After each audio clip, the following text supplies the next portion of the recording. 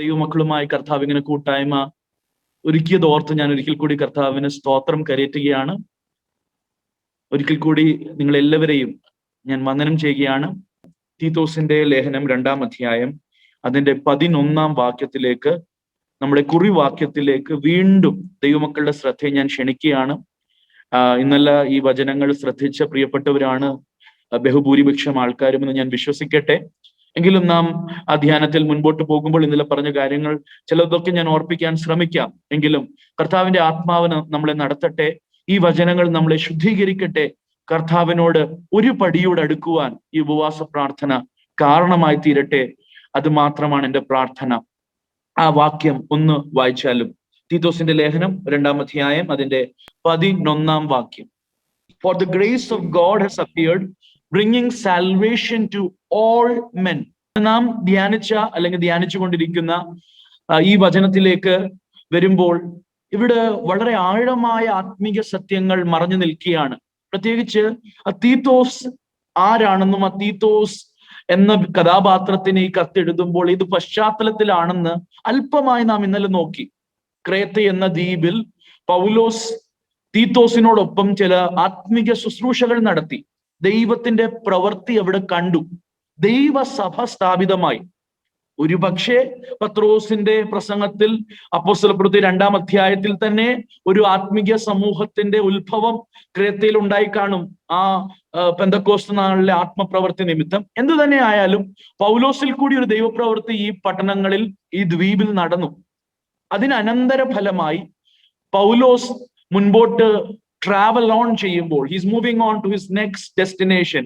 ആത്മാവിനാൽ നടത്തപ്പെടുന്ന സ്വർഗീയ ദർശനത്തിന് അനുസരണക്കേട് കാണിക്കാത്ത അപ്പോസ്തലൻ മുന്നോട്ട് പോകുമ്പോൾ തീത്തോസിനെ ക്രേത്തയിലാക്കിയിട്ട് പോകുകയാണ്. ആ പ്രത്യേക സാഹചര്യത്തിലാണ് ഈ ക്രേത്തയിൽ ചില കാര്യങ്ങൾ ക്രമീകരിക്കുവാൻ വേണ്ടി തീത്തോസിന്റെ ലേഖനം 1-ാം അധ്യായം 5-ാം വാക്യം നമ്മൾ നോക്കുമ്പോൾ വളരെ ശ്രദ്ധേയമാണ്. For this reason, Titus 1:5, ഞാൻ ഇംഗ്ലീഷിൽ വായിക്കാം. For this reason I left you in Crete, that you would set in order what remains. അവശേഷിച്ചിരിക്കുന്ന കാര്യങ്ങൾ സെറ്റ് ഇൻ ഓർഡർ. ആ ഓർഡർ എന്ന വാക്ക് വളരെ ശ്രദ്ധേയമാണ്. ഇംഗ്ലീഷിൽ നമ്മൾ വായിച്ചു വിടും, അല്ലെ മലയാളത്തിൽ ചില കാര്യങ്ങൾ ക്രമീകരിക്കുക എന്ന ഒരു ആശയമാണ് നാം അവിടെ കാണുന്നത്. പക്ഷെ അതിന്റെ യഥാർത്ഥമായ അർത്ഥം നമ്മൾ ഒന്ന് മനസ്സിലാക്കാൻ ശ്രമിച്ചാൽ, ഈ ദിവസങ്ങൾ ഇത് വായിച്ചപ്പോൾ എനിക്ക് മനസ്സിലായൊരു കാര്യം ദൈവമക്കളുടെ ശ്രദ്ധയിൽ ഞാൻ കൊണ്ടുവരികയാണ്. അതിനല്പം കൂടെ ആക്കം കൂട്ടുന്ന, അർത്ഥവ്യാപ്തി കൂട്ടുന്ന, അല്ലെങ്കിൽ അതിന്റെ ഒരു അർത്ഥം അല്പം കൂടെ ഗ്രഹിക്കാൻ സഹായകരം ആകുമെന്ന് ചിന്തിക്കുന്നതുകൊണ്ട് മാത്രം ഞാൻ പറയുകയാണ്. അത് ഒരിക്കലും ഒരു പുതുമയുള്ള ഒരു കാര്യം കേട്ടിട്ട് നമ്മളെല്ലാം വണ്ടറടിച്ചിരിക്കാൻ വേണ്ടിയല്ല. അത് അത് അർത്ഥം മനസ്സിലാക്കുവാൻ വേണ്ടി ഞാൻ സഹായകരമാണെന്ന് ചിന്തിക്കുന്നതുകൊണ്ട് മാത്രം പറയാം. ഈ ഓർഡർ എന്ന പദം നമ്മൾ യഥാർത്ഥമായി പഠിച്ചാൽ അതിന്റെ മൂല വാക്കെന്ന് പറയുന്നത് ഓർത്തോസ് എന്ന ഒരു പദമാണ്. അതിൽ നിന്നാണ് ഈ ഓർത്തോഡോണ്ടിസ്റ്റ്, അല്ലെങ്കിൽ ഇന്ന് നമ്മൾ ഡെന്റിസ്റ്റ് എന്ന് പറയുന്ന ആ പ്രയോഗം വരുന്നത് ഈ വാക്കിൽ നിന്ന്. എന്നാ ഈ വാക്ക് എന്താ? ഈ ഡെന്റിസ്റ്റിന്റെ മെയിൻ ജോലി എന്താ? പല്ലുകളെ ഒരു നിരയിൽ ഓർഡർ, അങ്ങോട്ടും ഇങ്ങോട്ടും ഉന്തിയും തള്ളിയും നിൽക്കുന്ന പല്ലുകളെ set in order, putting it in a right order. നമുക്കറിയാം അതാണ് ടൈറ്റസിനെ ഏൽപ്പിക്കുന്ന ജോലി. അതാ ക്രേറ്റയിൽ ഒരു ഓർത്തോസ്, ഒരു ഓർഡർ കൊണ്ടുവരണം. പലതും അങ്ങോട്ടും ഇങ്ങോട്ടും എവറിത്തിങ് ഇസ് സിഗ്സാഗ്, ഇംഗ്ലീഷിൽ പറഞ്ഞ എല്ലാം സിഗ്സാഗ് ആയി കിടക്കുക. അതിനൊന്ന് ഓർഡറിൽ കൊണ്ടുവരുവാൻ വേണ്ടിയാണ് പൗലോസ് അപ്പോസ്തലൻ തീത്തോസിനെ ക്രേത്തയിലാക്കിയിട്ട് പോയത്. അതിന്റെ ആ പശ്ചാത്തലത്തിൽ നിന്നുകൊണ്ടാണ് സകല മനുഷ്യർക്കും രക്ഷാകരമായ ദൈവകൃപ ഉദിച്ചിരിക്കുന്നു എന്ന ആ വാക്യം നമ്മൾ ചിന്തിക്കുന്നത്. നമ്മൾ ഇന്നലെ ആ ദൈവകൃപയെ കുറിച്ച് അല്പമായി ചിന്തിച്ചു. അത് മാത്രമല്ല, സബ്മിഷൻ എന്ന വിഷയം ആത്മാവ് വളരെ ശക്തമായി ആ ശുശ്രൂഷയുടെ ഇടയിൽ പറയുവാൻ എനിക്ക് നിയോഗം നൽകി. അത് ഞാൻ ഇന്നലെ പറയുവാൻ ഉദ്ദേശിച്ച ഒരു ഭാഗമല്ല. എങ്കിൽ തന്നെ കർത്താവ് നടത്തുന്ന എല്ലാ വഴികൾക്കായി ഞാൻ സ്തോത്രം ചെയ്യുക. ഈ വാക്യത്തെ ഒന്ന് നമ്മൾ സൂക്ഷ്മമായി ശ്രദ്ധിച്ചാൽ ഒരു കാര്യം നമ്മൾ പറയാതെ മുൻപോട്ട് പോയാൽ അത് അത്ര ശരിയാകത്തില്ല. പ്രത്യേകിച്ച് 2-ാം അധ്യായം 11-ാം വാക്യത്തിൽ ഈ തീത്തോസിന്റെ ലേഖനത്തിൽ സകല മനുഷ്യർക്കും, ഫോർ ഓൾ മെൻ, അല്ലെ to all men, for the grace of God has appeared, bringing salvation to all men. ഇംഗ്ലീഷിൽ ആ വാക്യത്തിന്റെ ലാസ്റ്റ് ഫ്രേസ്, മലയാളത്തിൽ വാക്യത്തിന്റെ ആദ്യ പല്ലവി, സകല മനുഷ്യർക്കും രക്ഷാകരമായ ദൈവകൃപ.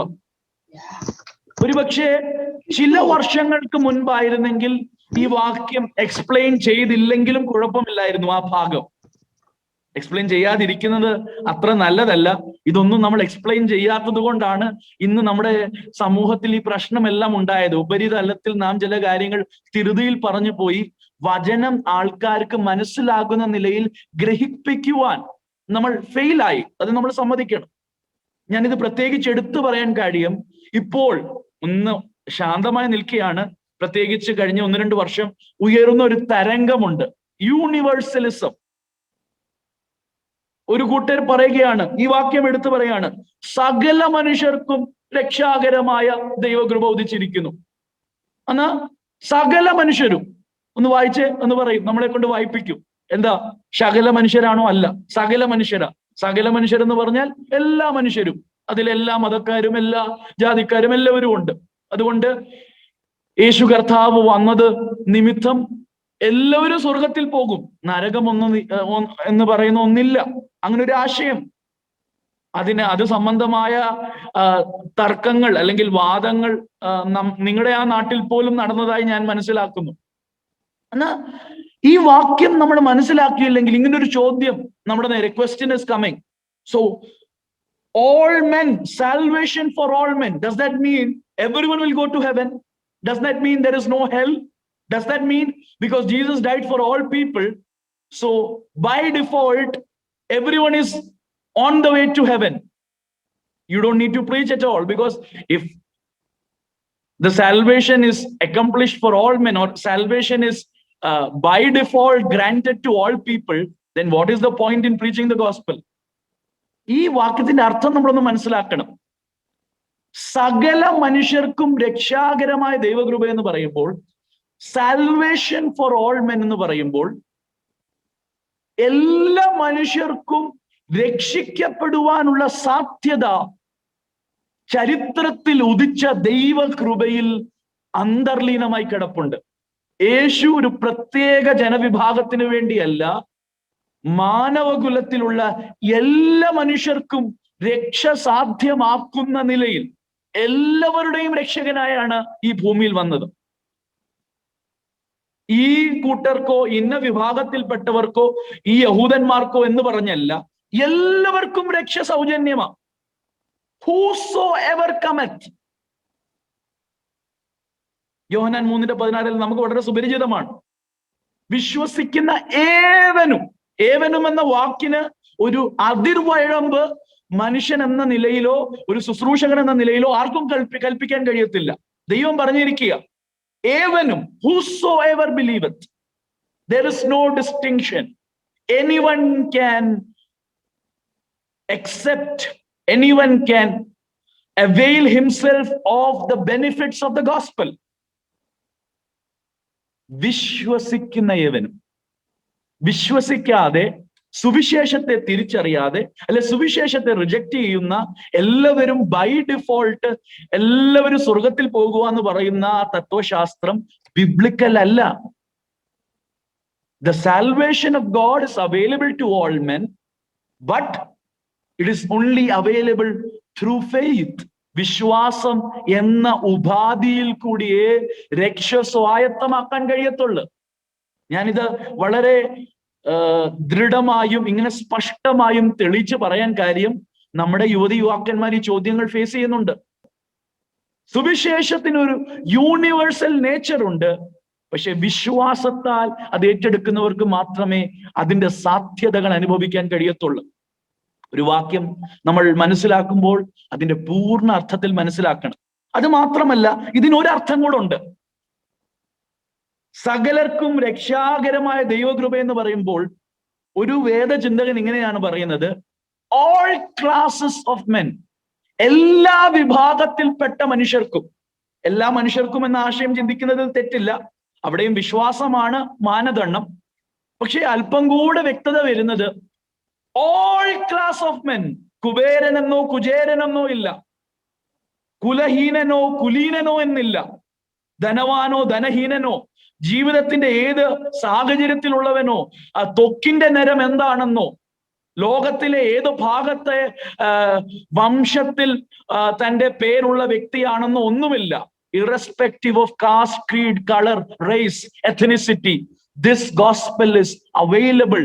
This grace of God has dawned for all classes of men, all classes of people. No class of humanity is excluded. അതാണ് പൗലോസ് പറയുന്നത്. ബർബറർ, ഷിഥിയർ, ഇവരൊക്കെ അന്നത്തെ സമൂഹത്തിൽ നമ്മുടെ ഭാഷയിൽ പറഞ്ഞാൽ നരഭോജികളായൊക്കെ ചിന്തിക്കാമെന്ന കൂട്ടരാ. പൗലോസ് പറയുന്നത് ക്രിസ്തുവിലാകുമ്പോൾ ഇങ്ങനെ വേർതിരിവില്ല. ഈ സുവിശേഷം എല്ലാവർക്കും അവൈലബിൾ ആണ്. ഇതാണ് ദൈവകൃപയുടെ വ്യാപ്തി. ഈ ദിവസങ്ങളിൽ ഈ ദൈവകൃപയെ മനസ്സിലാക്കുവാൻ നാം ശ്രമിക്കുകയാണ്. അതാണ് ഇന്നലെ നാം അവസാനത്തിൽ എത്തിയപ്പോൾ ഈ ദൈവകൃപയുടെ ചില വിശേഷണങ്ങൾ നമ്മൾ നോക്കി. തീത്തോസിന്റെ ലേഖനത്തിൽ ഈ ദൈവകൃപയുടെ 3 തലങ്ങളെങ്കിലും നാം ഒന്ന് ഓടിച്ചു നോക്കി. അത് ഇന്നലെ ഒന്നും പറയാൻ എനിക്ക് കഴിഞ്ഞില്ല. അതൊന്ന് തൊട്ട് ഞാൻ അതിന്റെ ആ പോയിന്റ്സ് മാത്രം, അതിന്റെ വിഭജനങ്ങൾ മാത്രം ഒന്ന് വേഗം പറഞ്ഞു. പക്ഷെ ഇന്ന് ആ ദൈവകൃപ അല്പം കൂടെ വിശാലമായി നമ്മൾ ചിന്തിക്കാൻ പോവുകയാണ്. ഈ ദൈവകൃപയെ കുറിച്ചാണ് താഴോട്ട് പൗലോസ് അപ്പോസ്തലൻ പറയുന്നത്. ഈ ദൈവകൃപയാണ് നമുക്ക് ആവശ്യം. ഈ ദൈവകൃപയാണ് സകല മനുഷ്യർക്കും വേണ്ടി ഉദിച്ചത്. നമ്മളിപ്പോൾ ചിന്തിച്ചതുപോലെ വ്യാപ്തിയില്ലാത്ത, അനന്തതയുടെ ഈ സീമയില്ലാത്ത ഒരു വിഹായുസ് തുറന്നു തരുന്ന ഒരു പൊൻപുലരിയെ മനുഷ്യകുലത്തിന് വേണ്ടി ഇൻട്രൊഡ്യൂസ് ചെയ്യുന്ന the dawn of a limitless abounding horizon of God's grace. അതാണ് നാം ഇവിടെ കാണുന്നത്. ഈ ദൈവകൃപയുടെ വെളിപ്പെടുത്തലുടെ 3 ഘട്ടങ്ങൾ നാം നോക്കി. നാം 2:11 വായിക്കുന്നത് സകല മനുഷ്യർക്കും രക്ഷാകരമായ ദൈവകൃപ ഉദിച്ചിരിക്കുന്നു. ഉദിച്ചിരിക്കുന്നു എന്ന് പറഞ്ഞാൽ അത് സൂര്യന്റെ ഉദയത്തോടും ഇരുട്ടിൽ വെളിച്ചം വരുന്നതിനോടും പ്രവചനങ്ങളിൽ യേശു കർത്താവിന്റെ വരവിനോടും എങ്ങനെ ബന്ധപ്പെട്ടിരിക്കുന്നു നാം ഇതിനോടൊപ്പം നോക്കി. അവിടേക്ക് ഞാൻ പോകുന്നില്ല. നമ്മൾ മനസ്സിലാക്കി ഈ ദൈവകൃപ എന്ന് പറയുന്നത് ദൈവം ചെയ്യുന്ന ഒരു കാര്യമായിട്ടല്ല, ദൈവത്തിന്റെ സ്വഭാവവും സൗന്ദര്യവുമാണ് ഈ ദൈവകൃപയെന്ന് നാം ഇതിനോടകം നോക്കി. എന്നാൽ ഈ ദൈവകൃപയുടെ 3 അവസ്ഥകൾ, 3 ഘട്ടങ്ങളായുള്ള വെളിപ്പെടുത്തൽ നാം ഇന്നലെ നോക്കിയതാണ്. എങ്കിലും അവിടെ നിന്നുകൊണ്ടാണ് നാം മുൻപോട്ടുള്ള ദൈവവചന ചിന്തയിൽ മുന്നേറുന്നത്. ഈ ദൈവകൃപ എപ്പോഴാണ് ഉദിച്ചത്? നിത്യത മുതൽ ദൈവം കൃപാലുവ. ദൈവത്തിന്റെ സ്വഭാവം, യേശുവിന്റെ സ്വഭാവം ഇന്നലെയും ഇന്നും എന്നും അനന്യന. ദൈവകൃപയ്ക്ക് ഒരു ആരംഭമില്ല.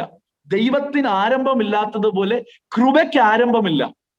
പക്ഷേ കൃപ ഉദിച്ച ഒരു സന്ദർഭമുണ്ട്, ഒരു നിർണായക ഒരു ഘട്ടമുണ്ട്. നമുക്കറിയാം, ഇന്നേക്ക് 2000 വർഷം മുൻപ് യേശു കർത്താവ് എന്ന വ്യക്തിയിലാണ് ഈ ദൈവകൃപ ഉദിച്ചത്. ഇവിടെ ഒരു വ്യത്യാസം നമ്മൾ മനസ്സിലാക്കണം.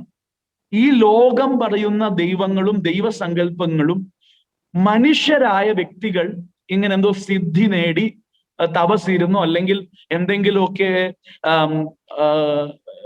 വീര്യപ്രവൃത്തിയോ ഞൊടുക്ക് വിദ്യയോ എന്തോ വേണമെങ്കിലും പറഞ്ഞോ, ഇതൊക്കെ ഉപയോഗിച്ച് മനുഷ്യർ ദൈവമായി തീരുന്ന ഒരു സമ്പ്രദായമാണ് എല്ലാ മതങ്ങളിലും പലപ്പോഴും നാം കാണുന്നത്. പ്രത്യേകിച്ച് ബഹുദൈവ ദൈവവിശ്വാസങ്ങളിലെല്ലാം അങ്ങനെ മനുഷ്യർ ദൈവമായി തീരുന്നു. ഇവിടെയും ക്രേത്തയിലും നമ്മൾ ഇന്നലെ നോക്കിയതുപോലെ സിയൂസ്, ഇന്ദ്രൻ മനുഷ്യനാണ്, അവരിൽ ഒരാളായിരുന്നു. അദ്ദേഹം എന്തോ സിദ്ധിച്ച് ദൈവമായി മാറി. പക്ഷെ ബൈബിൾ വെളിപ്പെടുത്തുന്ന ദൈവം, ബൈബിൾ റിവീൽ ചെയ്യുന്ന God, he is not a man becoming God, he is God who became man and dwelt among us. That is the intrinsic difference. God becoming man. ദൈവകൃപ ഉദിച്ചെന്ന് പറഞ്ഞാൽ ദൈവകൃപയ്ക്ക് ആരംഭമില്ല, പക്ഷെ മനുഷ്യകുലത്തിലെ എല്ലാ വിഭാഗത്തിൽപ്പെട്ടവർക്ക് ഒരുപോലെ അനുഭവിക്കാൻ കഴിയുന്ന നിലയിൽ ദൈവകൃപ വെളിപ്പെട്ടത് യേശു കർത്താവില. അതിനു മുൻപ് നമുക്കറിയാം, യഹൂദന്മാരിൽ കൂടി മാത്രം ഉള്ള ഒരു കവനന്റ്, മറ്റുള്ളവർക്കും അതിൽ കൂടി ഭാഗവാക്കായവരുണ്ടെങ്കിലും യഹൂദനെ ഫോക്കസ് ചെയ്ത് ഉള്ള ഒരു കവനന്റായി നാം കാണുമ്പോൾ അതുപോലും യേശുവിന്റെ വരവിനുള്ള ഒരു ഒരുക്കമാണ്. അതെല്ലാം നമുക്കറിയാം, ഞാൻ അവിടെ ഒന്നും നിൽക്കുന്നില്ല. പക്ഷേ ഈ യേശു കർത്താവ് വെളിപ്പെട്ടപ്പോഴാണ് യഥാർത്ഥമായി രക്ഷ സകല മനുഷ്യർക്കും ഉദിച്ചത്. ദൈവം മനുഷ്യനായി തീർന്നു. അത് തീത്തോസിന്റെ ഇതിൽ തീത്തോസിന്റെ ലേഖനത്തിൽ നമ്മളത് നോക്കണം. തീത്തോസിന്റെ ലേഖനം നമ്മൾ ധ്യാനിച്ചിട്ട് അത് മിസ്സാക്കാൻ പറ്റത്തില്ല. ഇന്ന് ഒരു ചോദ്യമാണ്, young people have A question, is Jesus God? But no one is there to answer. Many people are telling me that no one is there to answer. Answer ചെയ്യുന്നുണ്ടായിരിക്കും, സാറ്റിസ്ഫൈഡ് ആകാത്തതായിരിക്കും. But our young people have a lot of questions. We are trying to give them a set of rules. Do this, do that, do this. But they have deeper questions that they are struggling with. In their peer groups, in their friend circles, they face questions about their faith and they feel ashamed. They feel inadequate.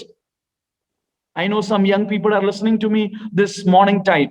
Let me tell you, you don't need to feel inadequate about your faith. You don't need to be ashamed about your faith. Because Christianity is a faith worth living and worth dying for. Christianity is a faith which has a solid foundation. Christianity is not a blind faith. It is a tangible faith. It is a supernatural faith. But it is not against reason. It's just beyond reason. Sometimes it's difficult to comprehend, but Christian faith is a real, tangible faith. നിലനിൽപ്പുള്ള അടിസ്ഥാനമുള്ള വിശ്വാസമാണ് ക്രിസ്തീയ വിശ്വാസം. നമുക്കുദിച്ച ദൈവകൃപ എന്ന വിഷയം ധ്യാനിക്കുമ്പോൾ എനിക്ക് നിയോഗമുള്ളത് കൊണ്ട് തീത്തോസിന്റെ ഈ ലേഖനത്തിൽ നിന്നുകൊണ്ട് യേശു കർത്താവിൽ വെളിപ്പെട്ട ദൈവകൃപ എന്ന് നാം പറയുമ്പോൾ, ഉദിച്ച ദൈവകൃപ എന്ന് നാം പറയുമ്പോൾ, Jesus is not a mere human being. അതൊന്ന് നമ്മൾ നോക്കണം.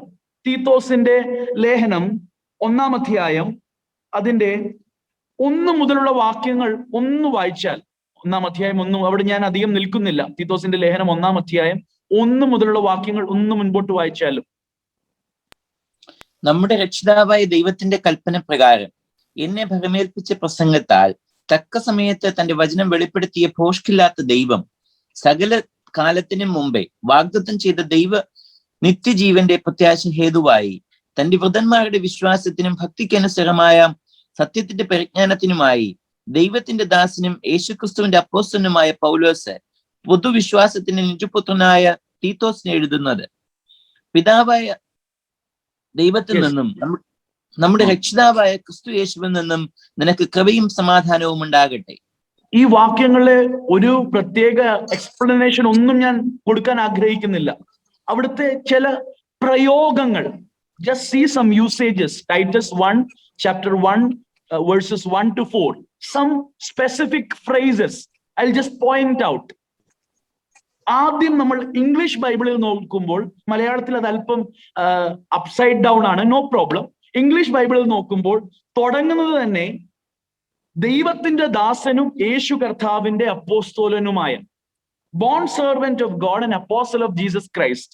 അല്ലെങ്കിൽ അല്പം കൂടെ വ്യക്തമായി പറഞ്ഞാൽ, Paul is claiming to serve 2 masters it seems.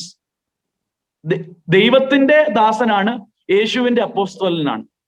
എന്നാ തന്റെ യജമാനൻ ആരാണെന്ന് ചോദിച്ചാൽ പൗലോസിനോട് ചോദിക്കുകയാണ്, പൗലോസിന്റെ എംപ്ലോയർ ആരാ? എംപ്ലോയർ അല്ല, നല്ല വാക്ക്, മാസ്റ്റർ ആരാ? യജമാനൻ ആരാണെന്ന് ചോദിച്ചാൽ പൗലോസ് എന്ത് പറയുന്നറിയാമോ? Yes, God is my master, Jesus is also my master. God, I am born servant of God, at the same time I am an apostle of Jesus. It seems as if Paul has 2 masters. പക്ഷെ വചനം നമ്മളെ പഠിപ്പിക്കുന്നത് ഒരുവന് 2 യജമാനന്മാരെ സേവിക്കാൻ കഴിയത്തില്ല. മറ്റൊരു phrase ഇവിടെ വീണ്ടും ആവർത്തിക്കുന്ന ഒരു ഫ്രേസാ, ഗോഡ് ആർ സേവിയർ, രക്ഷകനായ ദൈവം. പക്ഷെ 4-ാം വാക്യത്തിൽ വരുമ്പോൾ ക്രൈസ്റ്റ് ജീസസ് ആർ സേവിയർ, ക്രിസ്തു യേശു ആകുന്ന രക്ഷകൻ. ദൈവമായ രക്ഷകൻ, ഗോഡ് ആർ സേവിയർ. അടുത്ത 4-ാം വാക്യത്തിൽ വരുമ്പോൾ ക്രൈസ്റ്റ് ജീസസ് ആർ സേവിയർ. എന്നാ പിതാവായ ദൈവത്തെ സേവിയർ എന്ന് വിളിക്കുന്നു, ക്രിസ്തു യേശുവിനെയും സേവിയർ എന്ന് വിളിക്കുന്നു. ആ വാക്യങ്ങൾ നോട്ട് ചെയ്യാൻ താല്പര്യപ്പെടുന്നവർക്ക് വേണ്ടി മാത്രം ഞാൻ ഒരു കാര്യം പറയാം. തീത്തോസ് 1:3, 2:10, 3:4. ഇവിടെ എല്ലാം ദൈവത്തെ രക്ഷിതാവായി തീത്തോസ് പരിചയപ്പെടുത്തുന്നു. 1:3, 2:10, 3:4 ദൈവം രക്ഷിതാവാണ്. God is the saviour. നമ്മൾ വായിച്ച 2:11 തൊട്ട് മുകളിലത്തെ വാക്യത്തിലും ഗോഡ് ഇസ് ആർ സേവിയർ. എന്നാൽ 1:4, 2:13, 3:6 യേശു സേവിയർ ആണ്. God is saviour, Jesus is saviour. ഇതിനെ എല്ലാം ഒരുമിപ്പിക്കുന്ന ഒരു വാക്യമുണ്ട്. തീത്തോസിന്റെ ലേഖനം 2-ാം അധ്യായം 13-ാം വാക്യം. ദൈവം അനുവദിച്ചാൽ നമ്മൾ നാളെ ആ ഭാഗം ധ്യാനിക്കും. എന്നാലും ഒന്ന് വായിച്ചാലും തീത്തോസ് 2:13.